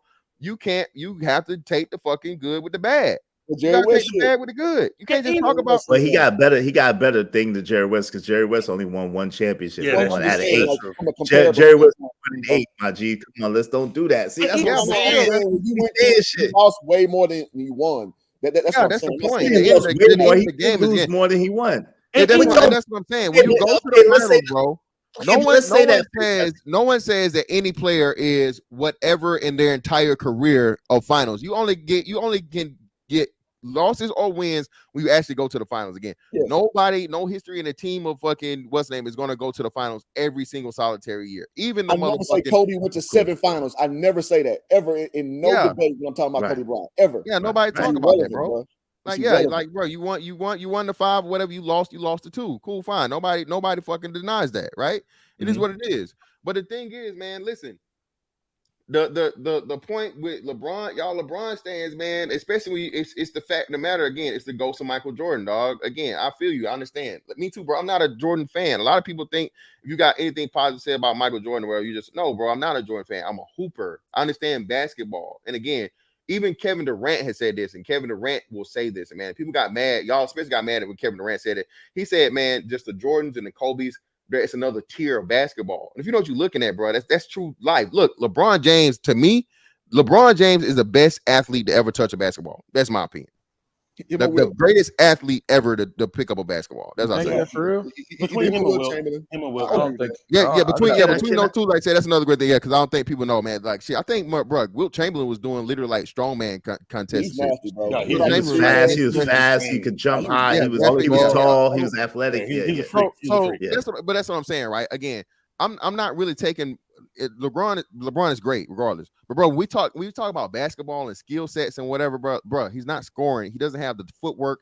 He doesn't have the bag. He doesn't have the intangibles. He doesn't have a lot of the things that when you're talking about basketball players, bro. But yeah, fantastic. But yet he is the all-time leading scorer in all of the NBA history. Okay, cool, fine. With all of that said, he's the all-time leading scorer in NBA history. With longevity, that's going to happen, brother. Kobe Bryant played the same amount of years that LeBron played right now. Kobe Bryant played 20 years too. God rest his soul. Out of context. Hold on. And now you're taking out of context 2 other different things. Vince Carter played 24 years, didn't he? 22 or 24 years. All right, brother. So hold on. That's what I'm saying. So again, you're and I love when y'all do this. Y'all leave out the context. The reason why Kobe Bryant is the most disrespected fucking all-time great player is again, he's the only player that had to wait fucking 96 to 2005, 9 seasons to get his own fucking franchise, bro. He had to wait 9 seasons to be the number 1 guy. That's a good point. Nobody ever. No, Jordan didn't do it. Was it Hakeem 9 or was didn't it do 4? More Tim like Duncan 4. didn't do it. No, LeBron didn't do it. No Shaq other West, man. all-time great, top 20 all-time great player, bro, had to wait 9 seasons to get his own team. Yeah, because Kobe was coming off the bench when he started. He set the bench the Thank you. first He 2 was years coming- behind like, Eddie Two Jones. years, yeah, but it wasn't Eddie 9 seasons. I think it was like 4 or 5 No, what seasons. you It talking wasn't. about? No, No, no, bro. no. Big- With listen, Shaq left. Hold on. the Shaq go-to, left, yeah, man. exactly. The go-to guy. This is my franchise. I'm Okay, the you number talking one about option. okay, I got you. Yeah, nobody. Because they even was came fighting, close. yeah. Kobe and despite Shaq was that- fighting. Like, And despite that, then like you said, you got to take in consideration, bro. Kobe was coming off the bench for his first 2.5 seasons. He didn't start starting to fucking what consistently to fucking 98, dog. When he fucking finally made the All-Star game at 98. All right, Yeah. even in some parts of 98, he was still coming off the bench. wasn't that So when what I'm Phil saying- Jackson took over? Yes. It wasn't Yeah. until like Phil Yeah. Jackson took over Yeah, that so he that's, started. Bill Harris, so what I'm- yeah. so that's what I'm saying, bro. So despite all of that, and Kobe having to wait, he didn't have the opportunity to come off the start and score 25 points per game his rookie season like fucking LeBron did. Oh, my bad. Well, LeBron have his rookie season. Him and Carmelo had similar numbers. So it was 23 to 24 Like points per game. 5 and 5, 25. Something, whatever it was. He didn't have that opportunity, bro. For one, the era that he was in, the era as to where no high school motherfuckers coming in and starting and being the franchise guy. Even Kevin Garnett started coming in, bro, as like second option or whatever when he first got drafted and shit, right? T-Mac, same way. So Kobe really paved the way for LeBron's. Kobe's, T-Macs, KGs, they paved the way for LeBron to come in and be able to say, hey, this is your team, do what you want, right? Kobe had to wait those years to even get the opportunity, the chance to start, not to mention coming in the door and having the green light. Any shot you take, any decision you make is that's we go live or die by, okay? Then furthermore, like I said, he played with one of the another great top 10, top 15 all-time greatest players in motherfucking, you know what I'm saying, Shaquille O'Neal, and having the motherfucking coexist with that. Not to mention, people forget, bruh, in that I want to say 2001 and 2002 season, Kobe Bryant and Shaq were top 3 in scoring. Both of them were like at 28, 20, somewhere damn near close to 30 points per game. You had the best, again, they solidified the best 1-2 combo, even better than motherfucking Scottie and Jordan or Magic and Kareem or any of this shit. The best 1-2 punch ever, bro. You couldn't fuck Kobe and Shaq, yeah. That's what I'm saying. So that's what I'm saying. Him playing beyond that, everybody trying to just take away, like, even though Shaquille O'Neal had a great motherfucker, promising dude before the injury, of course, in Penny Hardaway. Right? Yeah, Eddie Jones was great too. And like I said, let's not forget for sleep on how Eddie Jones was good as hell, but he wasn't able to. Right, but he wasn't no Kobe though. He wasn't no Kobe. He was more like a Larry Hughes. Eddie Jones like a Larry Hughes. No disrespect. He's way better than Larry Hughes. No, he's about Larry Hughes. Larry Hughes. Crazy. Eddie Jones and Shaq was alright too. Eddie Jones, I like Eddie Jones. Eddie Jones like a Larry Hughes speed. He was way better than Larry Jones. He was way better than Larry. Nah, Eddie Jones was solid. He was solid. Larry Hughes was solid at one time. No, bro. Larry Hughes was McCollum or some type of shit. That type of. But Burn, my bad, Burn. Go ahead, Burn. Say what you gotta say, man. You hadn't really had a chance to, you know what I'm saying, speak your piece. Hey, I gotta go. I'll see y'all later. I appreciate you. All right, Doug. I mean, what we talking about? We talking about like current shit, or we talking about? Yeah, bro. Whatever we want to pick up. We done got sidetracked. I'm gonna put it back on track after you say your piece. Well, I don't know. I guess I'll start with the Clippers, man, because I picked them niggas to win the chip this year, and I'm highly disappointed about that. I don't want to laugh at you, but yeah, exactly. Sorry. Right? Yeah. No, I picked Cleveland. Oh, shit. Well, I kind of wanted to pick like a dark horse because I mean, like last year I filled out the like a playoff bracket, and like my whole Eastern Conference shit was 100% right. Like I picked all the fucking teams right in the East, and then in the West, I had a couple that was wrong. Like the Mavs, I didn't pick the Mavs going as far as they did. But I think I had picked. I actually ended up picking Phoenix to beat Boston. But this year, I'm glad I didn't fill it now, because if I would have made a bracket this year, it would have been messed up. Like this year been crazy to me. I ain't been watching it as much either, but I don't know. I'm kind of disappointed in the fucking Grizzlies. I don't know what the Lakers looking pretty good. I hate to say it. So I'll just say this. I know the Grizzlies weren't gonna make it because of inexperience and just, again, man, LeBron, the AD, they still put it together. Once they put it together, bro, the biggest issue and problem with Memphis is full of youth, nothing but youth, all young cats. personality and shit and whatever. Great talents, right? But again, bro, you got to have that veteran leadership when you're talking about actually making a championship run. And they got too pumped up in this whole back and forth, actually like they're actually rivals with fucking the Warriors, bro. Stop it. No, they're not on that level. So I think they pumped their head. They got their heads pumped up or whatever. And then too, like I said, even Ja, he alluded to it, but didn't fully admit to it. Bro, that was kind of sidetracked. That threw the whole chemistry of the team off to have that happen that close to the playoffs and so on and so forth. Had that not happened with him, the way he had the suspension and he's away from the team and doing all these different things, and you get a little bit more chemistry and reps and whatever, and possibly maybe. But what even saved them to the point of where they won the games they won? Like I said, Desmond Bain was ridiculous, bro. Yeah, he's the guy. Yeah, he's nice. I'm not. He's not. That ain't gonna go nowhere for y'all. Niggas going way. Yeah, Desmond Bain is nice. Yeah, I don't know about that.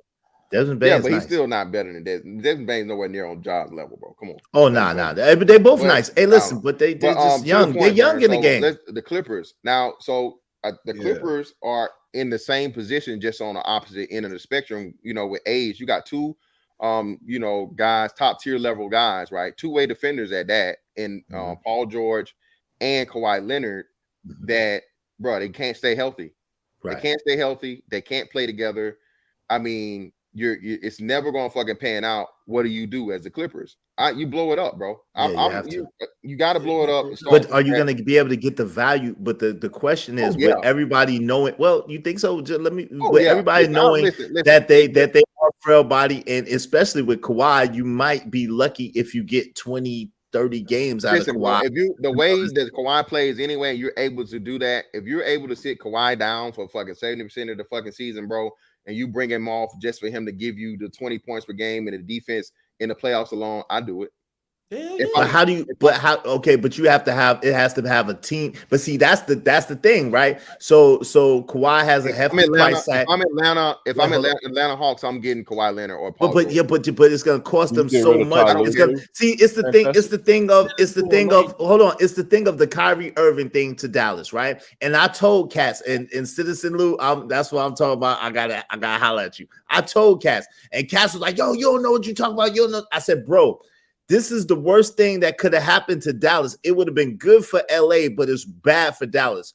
The reason being is because what you have to give up in order to get Kyrie is going to take too much from the team to be able to have defense. And defense is what helps you win championships. They didn't even get to the playoffs. That's how crazy it is. And everybody was like, yo, but you got two solid scores. You got two solid scores. I'm like, yo, it don't work like that. The players, though, that decision was made above the players. When you sat, somehow you decided to sit fucking. That was about that draft pick. Yeah, bro. That was definitely. And like I said, though, hold on. Now, Quan, what's going to happen? Now, what I say is this. When I saw that happen, bro, my motherfucking spider senses, my motherfucking alarms went off because I'm like, hold on, bro. Wait. You mean to tell me that you made this big trade, right? Or whatever, and you guys could win with one win, you could possibly fucking make the playoffs, and you sit your two fucking stars after the first quarter? That's telling me, bro, something is cooked in this goddamn draft, and I would not be surprised if fucking Dallas end up with fucking what Victor. You think they want Victor? Mark Cuban did that because he was showing. He was just making a point to the commissioner about that shit, about like resting players and shit like that. Do you think they want Scoot or do you think they want Victor though? Anybody that don't want Victor is a fucking fool, bro. Again, this dude is a one-on-one, once-in-a-lifetime guy. Again, bro, if you get this guy, bro, I mean, he's. You don't think he's a Holmgren and be hurt like 99.99% of the time? No, yeah, bro. Listen, bro. He doesn't have a history of being injured at all. So again, that's what I'm saying. He doesn't have a history of it. If he had a history of it, yeah, maybe. And he can handle the ball and shit too. He could play outside and all that. So could Chet. He's not stuck down there as much as Chet. Yeah, Shaq didn't miss no game until he got to LA. We talking about Chet. I said Shaq. I said Chet Holmgren. Bro, that dude he don't got to pull. They're the same body type. They're the exact same body type. Actually, he's not. Have you seen Victor Wembanyama, bro? He's ready to cut the fuck up.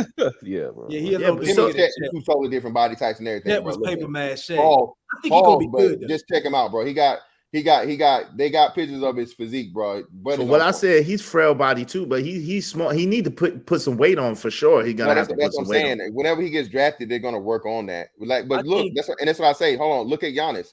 Look at how Giannis is developing, right? Yeah. Giannis was frail body when he came in. Yeah, that's true. That's Anthony true. Davis was. But look what happened. Giannis got booted. And let's talk about. Can we talk about that though? Giannis got booted out in the first freaking round, fam. Yeah, we covered it already. He came a little late. We talked about Jimmy buckets. It's cool. It's cool. We talk about Jimmy Butler getting up out of there. Yeah, but we covered the Clippers part. What's next? Clippers got bounced. Did y'all get to Memphis yet? Yeah, we talked about Memphis losing. Damn. That was already. Y'all was doing a lot of LeBron hating during that segment.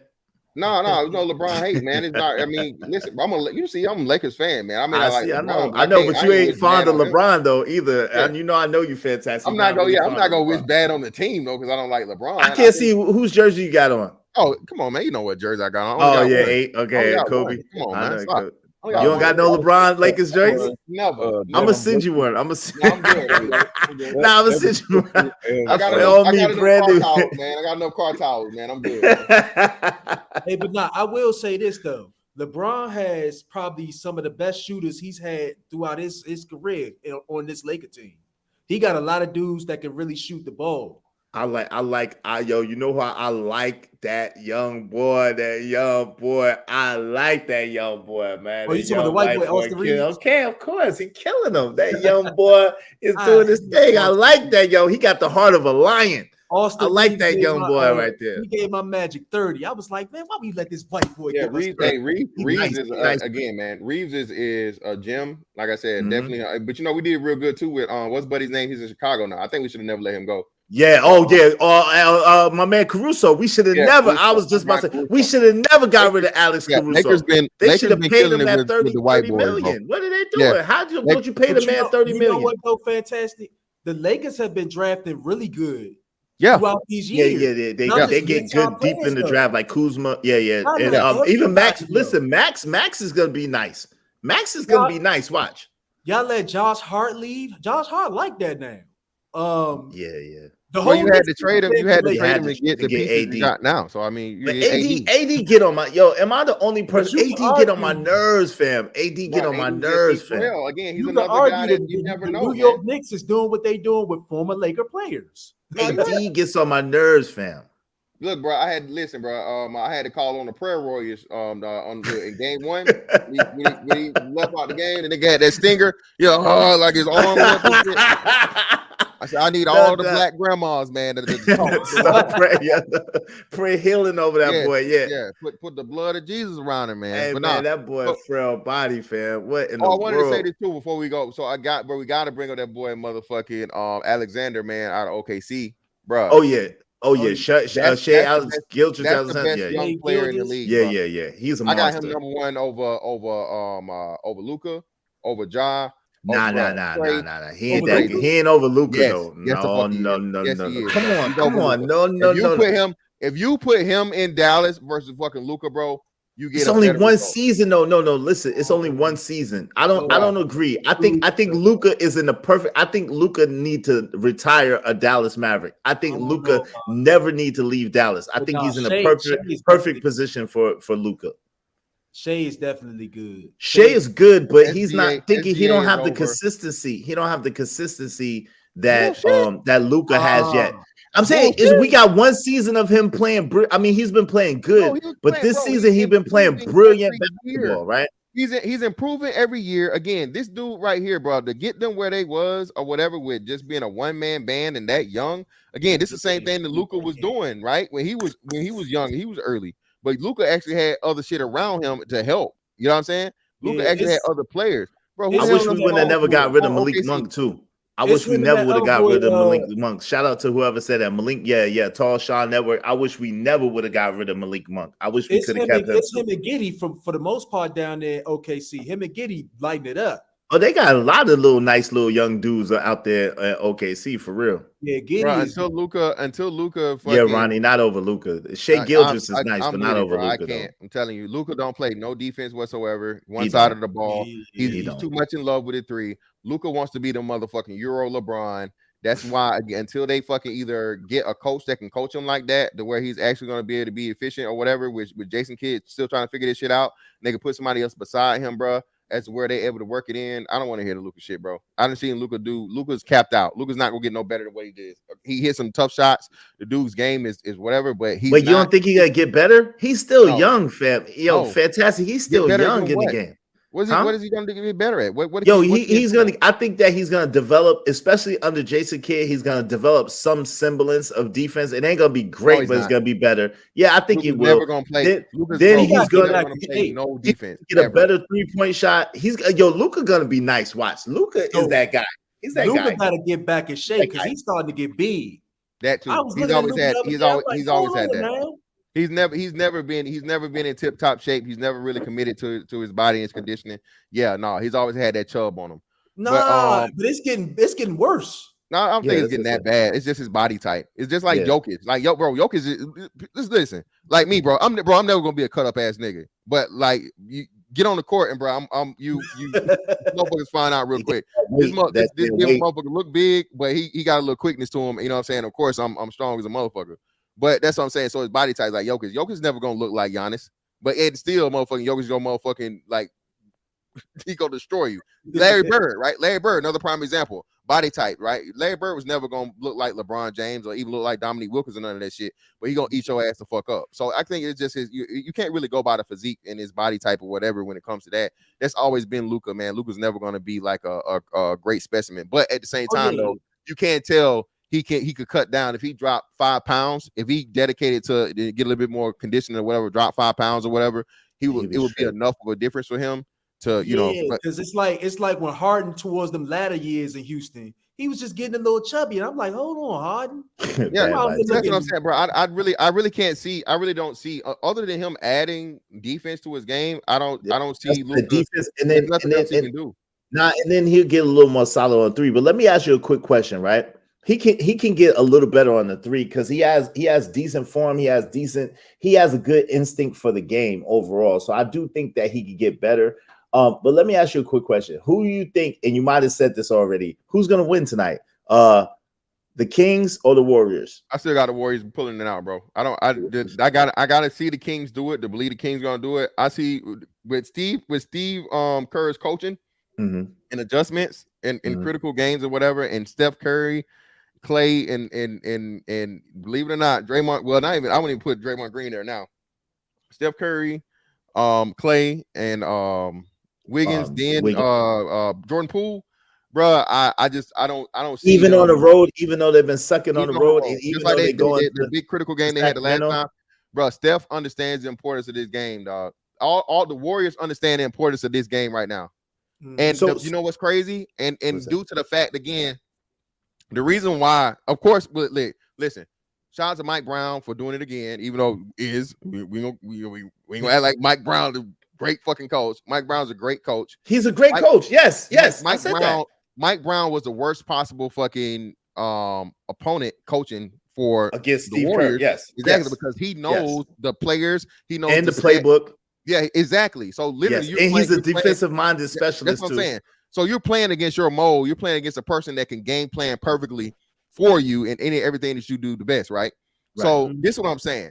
If and when they beat, if the Warriors beat fucking the Kings, they're not gonna beat the Lakers. I don't know. I don't think either one of them are gonna beat the Lakers. I wanna listen. I tell you this: the Lakers are gonna beat the Kings way easier than they beat the Warriors. But they've been whipping the Warriors ass all season and haven't really been able to whip the Kings ass like that. The Kings have got the better of the series, but the Lakers have the better of the series against the Warriors though. You really can't go by season series, bro. I'm telling you, in the regular season, I'm telling you this. Game planning and coaching for the playoffs is totally different than any win in the fucking regular season, bro. I'm telling you. But LeBron generally goes crazy against the Warriors. He usually has phenomenal stats against the Warriors individually. We all know that, regardless. And if AD ass could be healthy and could get some damn balls bigger than the size of Tic Tacs, then I think we're gonna be all right. Well, no, man. Hey, look, bro. Listen, man. AD. I don't want to say he takes games off, but for whatever reason, man, AD is fucking either discouraged, distracted, or whatever. I have no fucking idea. Takes games off. And then then he's injured or whatever, and he said, he's playing through injury, he's playing through pain or whatever. Because he's weak sauce, fam. He's weak sauce, fam. He be in his feelings, you can't say he's weak though. Again, a guy that can give you. Listen, you can have a bad game, right? And I'll say you can say that he's you can't really depend on him. He's independable, right? But you can't say he's weak, fam. Come on, dog. Why would you say, okay, so wait, fantastic. Why wouldn't you say that he's weak? Yo, because what I'm saying is this, right? They have a saying, are you injured or are you hurt? And a lot of times AD just be hurt and he do not pull it together and he do not pull it up to the fact where he's just going to go and get it. He don't have that real dog in him that's like, yo, by any means necessary, I'm going to do whatever it got to take. He had the dog last game. Yeah, last game. That's what I'm saying. If we could find that every game, we'll be all right. But the problem is he only finds that once in a while. Be another player. Again, I agree with you, man. Again, I wish we could get the last game AD every fucking game, but we just know he's not. You got to accept that for what it is. The bitter brow. The brittle brow. Yo, Ronnie said the brittle brow. Yo, shout out to Ronnie, the brittle brow. But yeah, so I wanted to shout out to Black Trunks. I wanted to say this, man. So and then we'll get to the Nuggets and we'll get to the Nuggets and Suns. So, bro, everybody making this big deal about Jokic being back-to-back, triple crown fucking a 3-peat MVP. Mm-hmm. Bro, the dude deserves it. Okay, I don't give a fuck what you say. You think so? Bro, yeah, the number one seed. Yeah, number one seed in the West. He been consistent. He held it down whether Murray was there or not. Again, bro, he's literally he improved every season. The dude averaged a triple-double, bro. Unofficial triple-double. He's like 9.6 rebounds, dog. Mm-hmm. You know what I'm saying? Or 9.6 assists, whichever one it is. Either 9.6 rebounds or 9.6 assists. At the center position. Yeah, at the center. At the center, dog. At the center number position. one, number one overall, number one seed, I think, at least in the West. I don't know if it's overall, but number one in the West.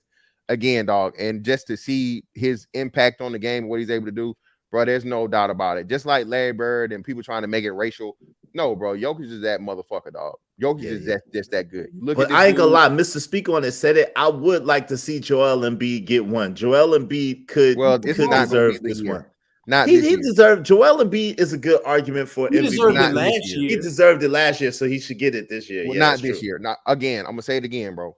A triple-double, unofficial triple-double, 2010 and 9.6, whatever it be. You round up. God damn it, bruh. For a center, first time ever of anybody. Okay, triple-double for a fucking center.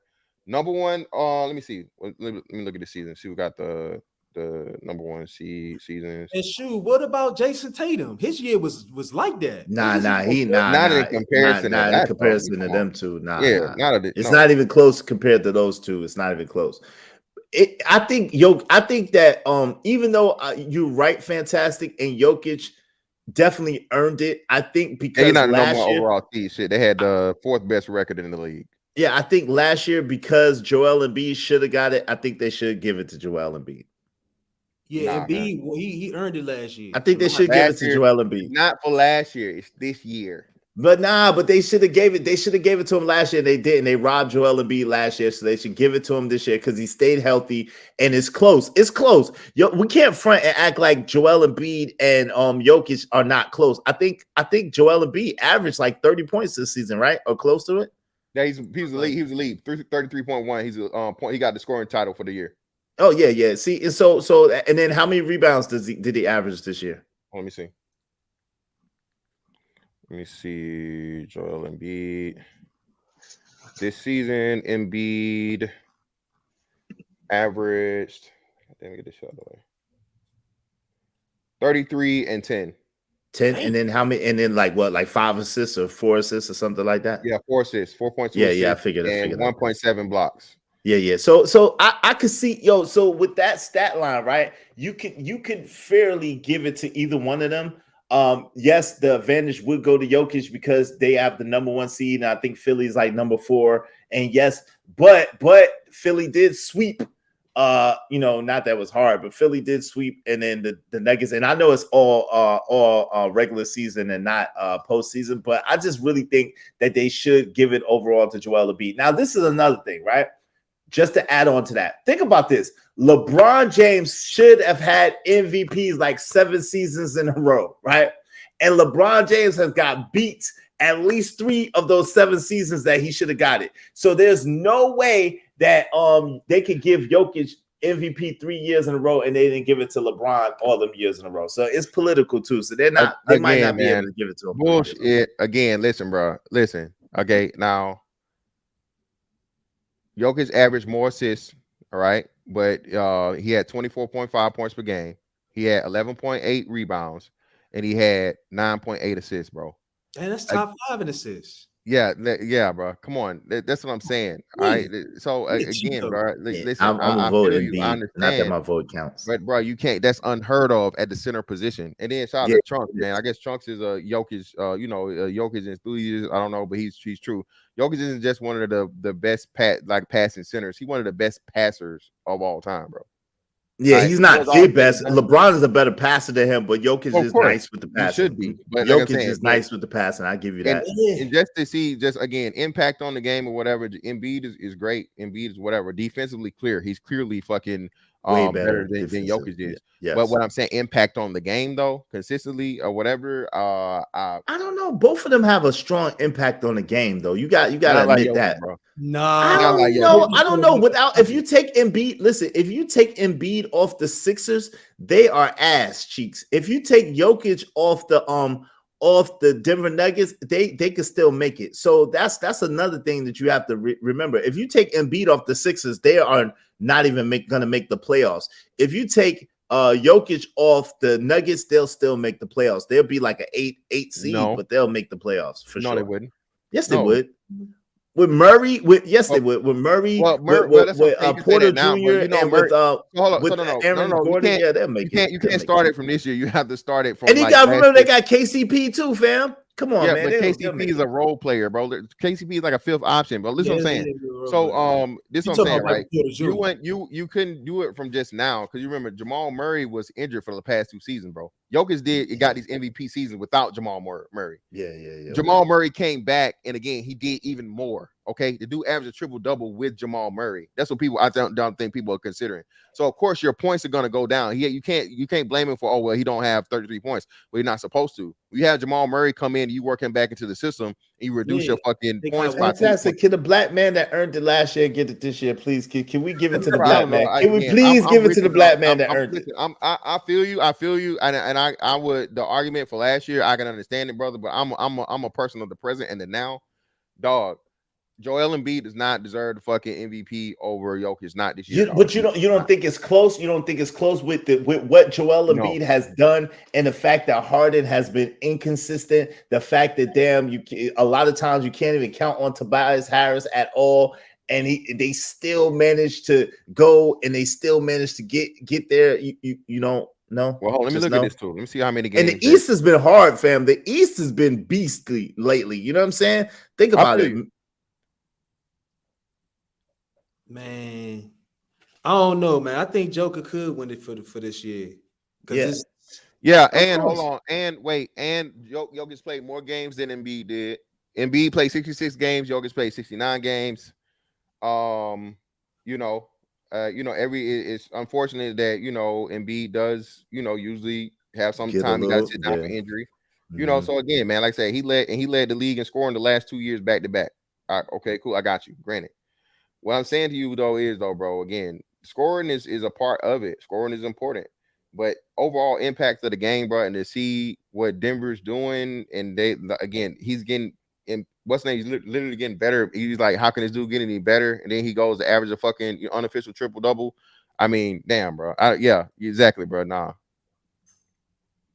Yeah, well, they could be the 8 seed in the West now. With how weak the West has been, with everybody getting hurt and stuff like that, they could definitely be an 8 seed in the West. Absolutely, without question, they could be an 8 seed in the West. So are the Suns? And I ain't gonna front. The Denver Nuggets made the Suns look like light work, man. That shit was easy. Shit was easy work. I ain't gonna front.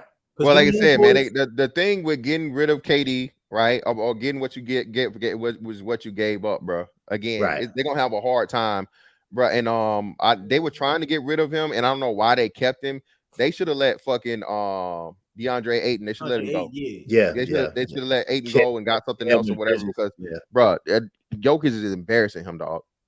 Destroying him. He always get embarrassed by another center. Yeah, destroying him, bro. Center. Yeah, and then too, man. Look, bruh, shout out to Trunks. Field goal percentage. Jokic is shooting at 63% fucking field goal percentage, bro, and he's almost at 40 and 3-point percentage. So again, yeah, man, I'm telling you, just impact of the game, bro, and the flow. Crazy, I'm telling you, bro. I'm telling you, man, it's just crazy. So I know it's an unpopular opinion or whatever, bro. You know, I ain't give a damn about Jokic being a white dude or European dude or none of this. No, it's cool. I want them. Listen, I'll be honest with you. I want Denver. I think we have a way better chance against Denver than we have against the Suns, meaning the Lakers. I think the Lakers are equipped to whip up on Denver way more than they're equipped to whip up on the Suns. You know, the playoff is all about matchups. So, you know, because everybody's nice there in the NBA. So I think we have a way better shot against Denver. And as unpopular as I think the Lakers have a way better shot. Listen, I think the Lakers have a way better shot against the Warriors than they do against the Kings. You crazy. You crazy. I'm telling you what God love. Watch. I'm telling you what God love. Bro. Listen, I'm telling you, bro. Listen, I'm telling you what God love. Even though they got experience, LeBron and AD is going to do far better against inexperienced fucking what's the name team. We already seeing this. Sabonis somehow I don't know how the hell he led the league in rebounds or whatever, but Sabonis is horrible against any type of real defense down in the thing. He's not going to be able to do shit with motherfucking AD, of course. Nothing with AD at all. Of course, but who do the Warriors have that's going to be able to do anything with AD if he's Draymond playing? Green gives AD problems, and not if he Draymond, the combination of Draymond Green and kept Kevon Looney, and again, as much as I dislike Kevon Looney is very, very solid on defense. Yeah, he's solid. He's solid. He's a big body. He plays solid defense or whatever. He makes it difficult. Is he going to stop AD? No, of course not. But is he going to make it difficult for AD with the combining with fucking Draymond Green? Yes, they're going to make it a whole lot more difficult than fucking the Kings would. I don't know, but remember, we dusted off the damn Warriors to get into play in last year. So we whipped their ass. That was one game, and Steph was one shot away from fucking breaking our heart, dog. But that was Steph without Clay. That was Steph without Clay, and that was Steph. I don't even remember Draymond had just got back. So yeah, man, no, you can't compare that season from 2 seasons ago, dog, to you know what I'm saying, to 2 seasons ago Warriors to again. So you rather have the Kings? You rather us play the Kings than the Warriors? Oh hell yeah, any day of the week. Yes, everything. Again, you have the advantage of youth. You have the advantage of experience. You have the advantage of size. You have too many advantages that the Kings don't have in comparison to fucking again the defending champions.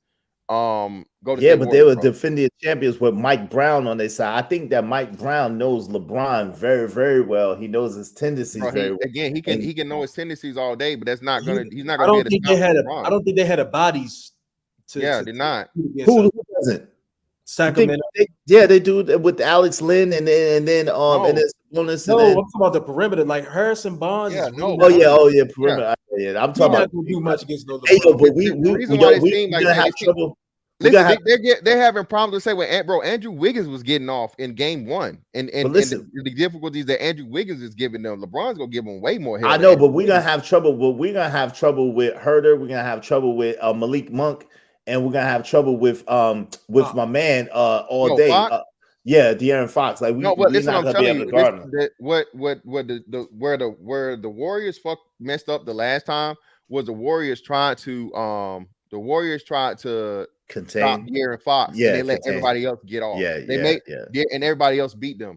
Steve Kerr is going to adjust, and I would much rather live with fucking De'Aaron Fox getting 40 or whatever else, and then stopping everybody else and holding everybody else to 10 or less. You can't have fucking De'Aaron Fox getting 20, but then you got Malik Monk getting 20, you got Herter getting 15, you got Sabonis. Even Sabonis fouled out the last game, and Sabonis had what? You know what I'm saying? So, bro, you can't have everybody else combining up to get 100 and whatever they get to win by trying to focus so much on stopping the one guy. Now, stopping him on the last play like they did the game before to where you don't want him to take the final shot and you want somebody else to beat you, I agree with that. But focusing so much on the whole game and stopping this one guy and slowing him down or whatever, and everybody else motherfucking moves up, bumps up 5 or 10 points a game, that's still a losing recipe, bro.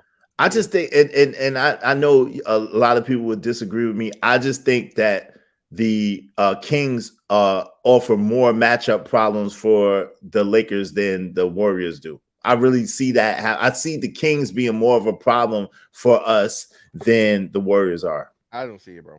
Again, younger, faster, more shooting players, even though they're not experienced. Them and they're well coached. Listen, Brown is a hell of a coach. The Warriors, he's a hell of a coach. All the screen runnings, bro, and all the fucking ball movement. The Lakers are not that great fucking defensively, bro, when it comes to that style. I'm just telling you. And again, it's just, I don't know. But Pablo, what you got, brother? Tonight. We'll see in a few. What's up, man? You got it. So fantastic. You're gonna have to give up on the Jokic for MVP, just like I need you to give up them big girls. You gotta give it up. Okay. Well, I'm not doing one, so I'm gonna be hard to give you others. You got an addiction. You gotta let go. Listen, Jokic is not the MVP for this reason. Defense. He gives you almost nothing on defense. They hunt Nikola Jokic on defense. Hold on, brother. They hunt that man. What's one of the biggest parts of defense, Pablo? Blocking shots is one of them. That's why Joel Embiid is the MVP because he's third in the league. In the league. Rebounded. Answer, sir. That's the wrong answer, sir. Again, that's why people usually average only maybe 2-3 blocks a game at great level. No, rebounding, rebounding, sir. Rebounding, and who has more rebounding between the two? I'm not sure, but I know Joel got 6 blocks a game.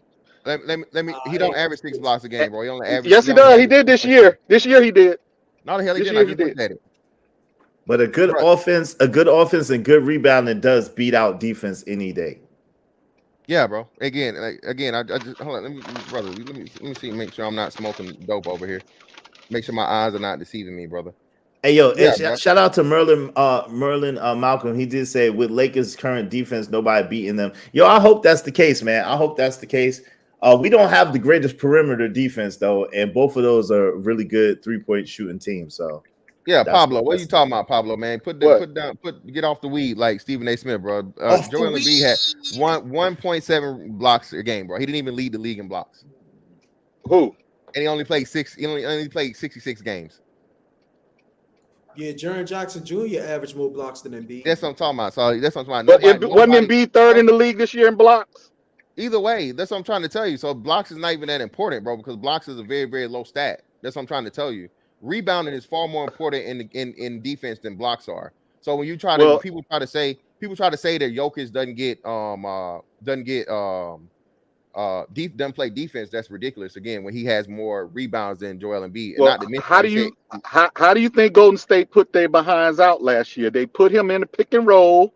They took whoever he was guarding, and they set screens, whether it was Draymond or whether it was Looney. And they put him in the pick and roll with Steph, and Steph was looking like Michael Jordan because they put him in the pick and roll, and every play was a layup or a 3. But last year they didn't have anybody. What's his name was hurt. Michael Porter Jr. was hurt. It's not about what he's doing on offense, bro. Y'all keep looking at that. No, it's about what he cannot do on defense. He is exposed every time. I don't know. Listen, but Pablo, what are you saying? Again, Pablo. It's very, very few people, bro. Joel Embiid gets bodied up and gets it with Giannis, dog. The same way, vice versa. Like it's basically like when you talking about greats of greats, who's going to outscore who's going to have more impact on the game, bro. So the defense thing, bro, I feel you, and people had that argument, but again, like I said, bro, you look at the stats actually, bro. Listen, Jokic has like under 1 block per game, but he has more rebounds and assists than Joel Embiid does. This whole notion that Jokic plays no defense, bro, is crazy. It's ridiculous. What the fuck is DeAndre Ayton doing? Look at and a part his offense actually is part of his defense. The man is so fucking effective on offense, bro, that a motherfucker can't even get his average because now you got to do shit you're not used to doing, and you tired of shit, or you just took out of position because now he's taking you out of the play and you got to defend other shit. Well, I maybe it's a philosophy difference, but rim protection for a center is very important. No, it Very. is important, but it's not as important again, man. Is rebounding again. If you cannot keep the other fucking team like Sabonis, right? Nobody says Sabonis is a great defensive player, but he fucking has he has fucking hella motherfucking rebounds, and that's a big part in your team getting motherfucking possessions and fucking when you're talking offensive rebounds. Which I think let me look at Jokic's offensive rebounds. I think Jokic is pretty high in the offensive rebounds too. Let me see. So let me see what Embiid offensive rebounds. He has 1.7 offensive rebounds for a total of 10.2 total rebounds, right? Let's look at Jokic. Jokic has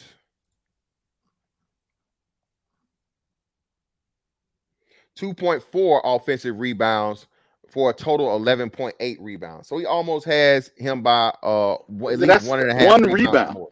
Bro, it's Okay. 1.5. And then too, like I Okay, said, look. not to mention the assists, and he only has him by point, but he has him by like a block. So that's what I'm saying, man. Again, the defense thing, bro, is just not. And let me see if I can get into it. I can see what their defensive ratings are. I'm pretty sure he has a higher defensive rating if you get to as much as I hate this fucking shit. Let me see. I'm sure they give you his defenses per. Well, shit, this is look at his plus minus, right? So where's his plus minus? Plus minus, plus minus. Let me go down. Per 36. What's his plus minus? Did I give his plus minus? Well, it's per. Does he have a higher per?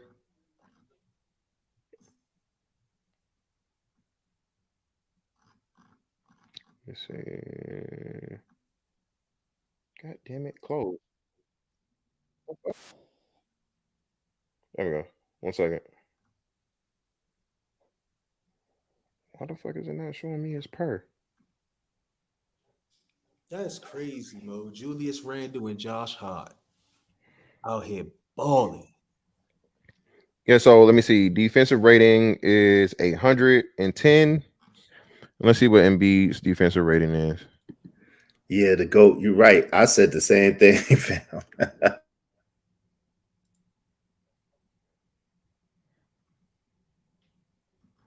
Where's it at? And actually, yeah, what are you talking about? And he has a higher defensive rating.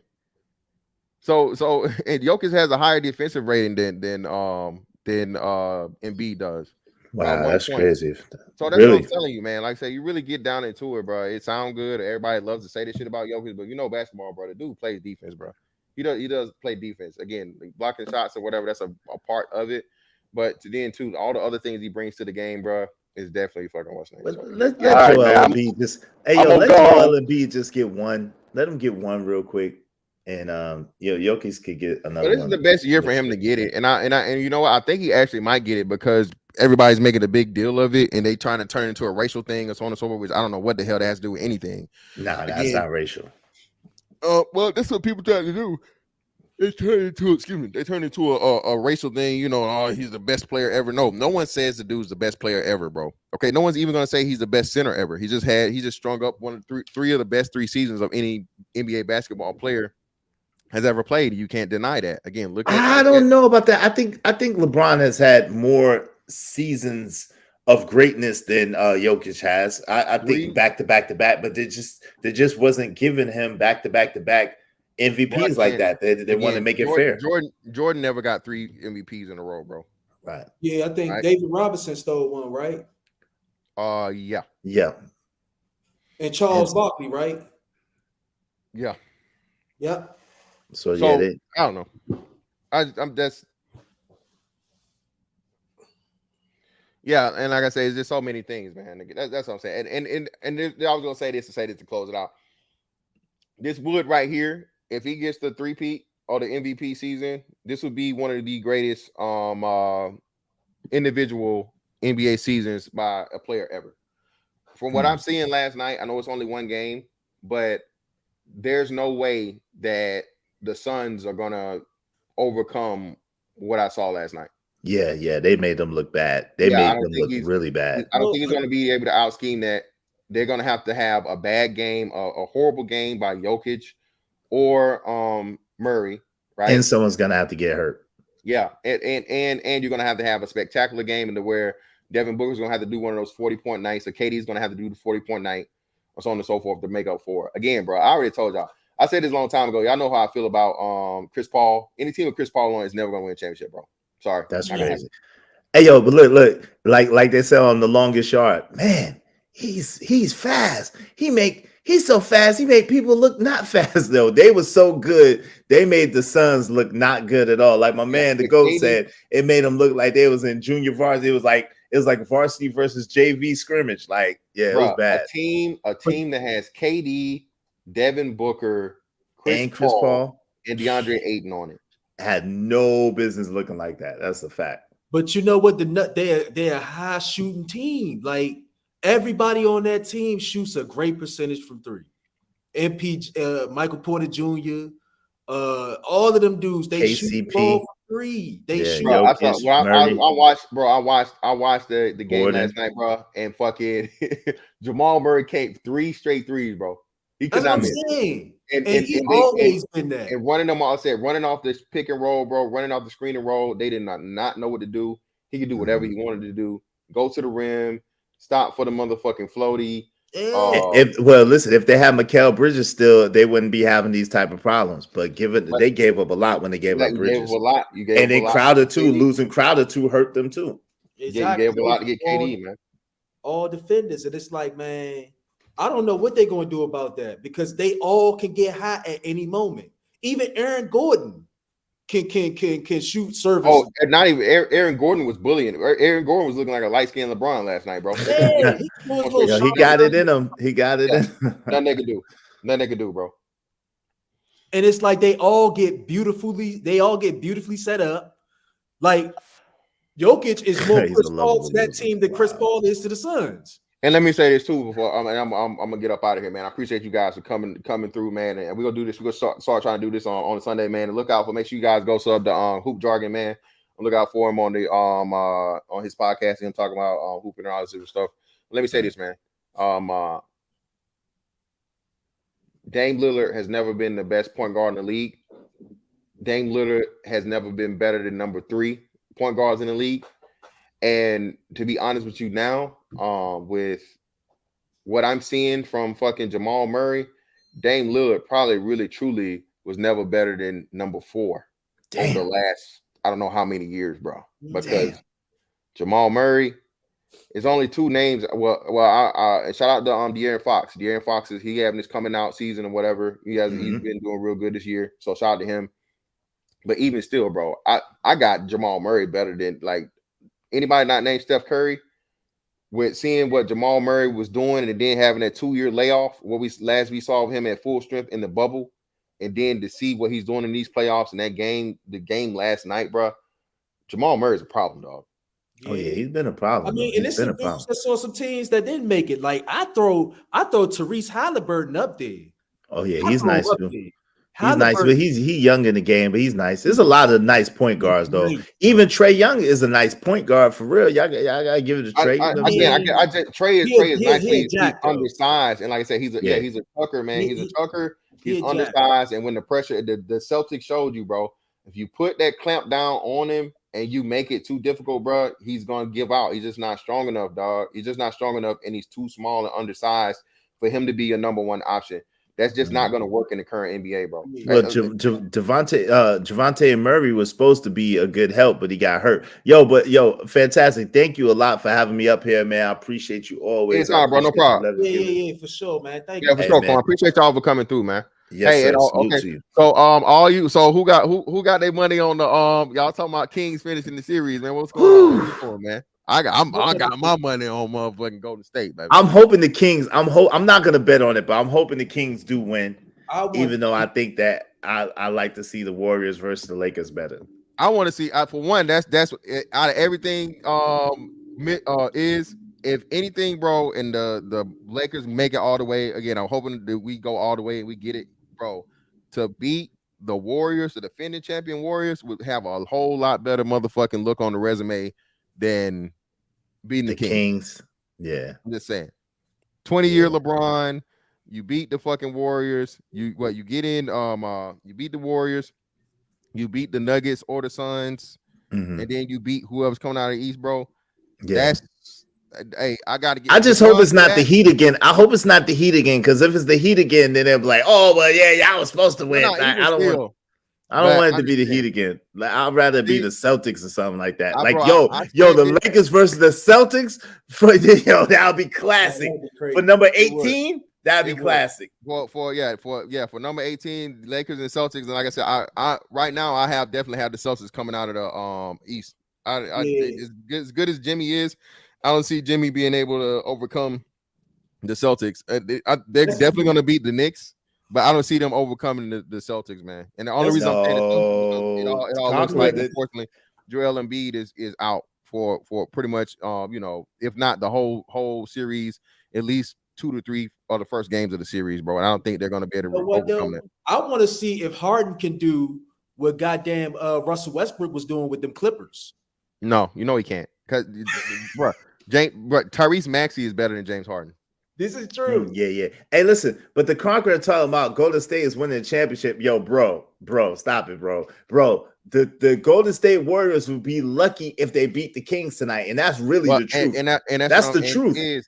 That's my point. If they beat the Kings, bro, being able that he overcomes the coaching of fucking Mike Brown and the youth and the talent and the shooting, I'm telling you, it's going to be a problem for everybody else here on out in the West, bro. It's going to be difficult. I just can't wait to see it. That's the worst possible matchup for anybody else in the league. Like I said, I really hope we win, because that would be good for us. But that's going to be way more entertaining basketball than fucking the Kings, in my opinion. I just think it'll be a better series and a better test to know that we can beat them. If we beat the fucking Lakers, if the Lakers beat the Warriors, we win the championship. Yeah. I believe that. The Kings, I really don't know. You know what I'm saying?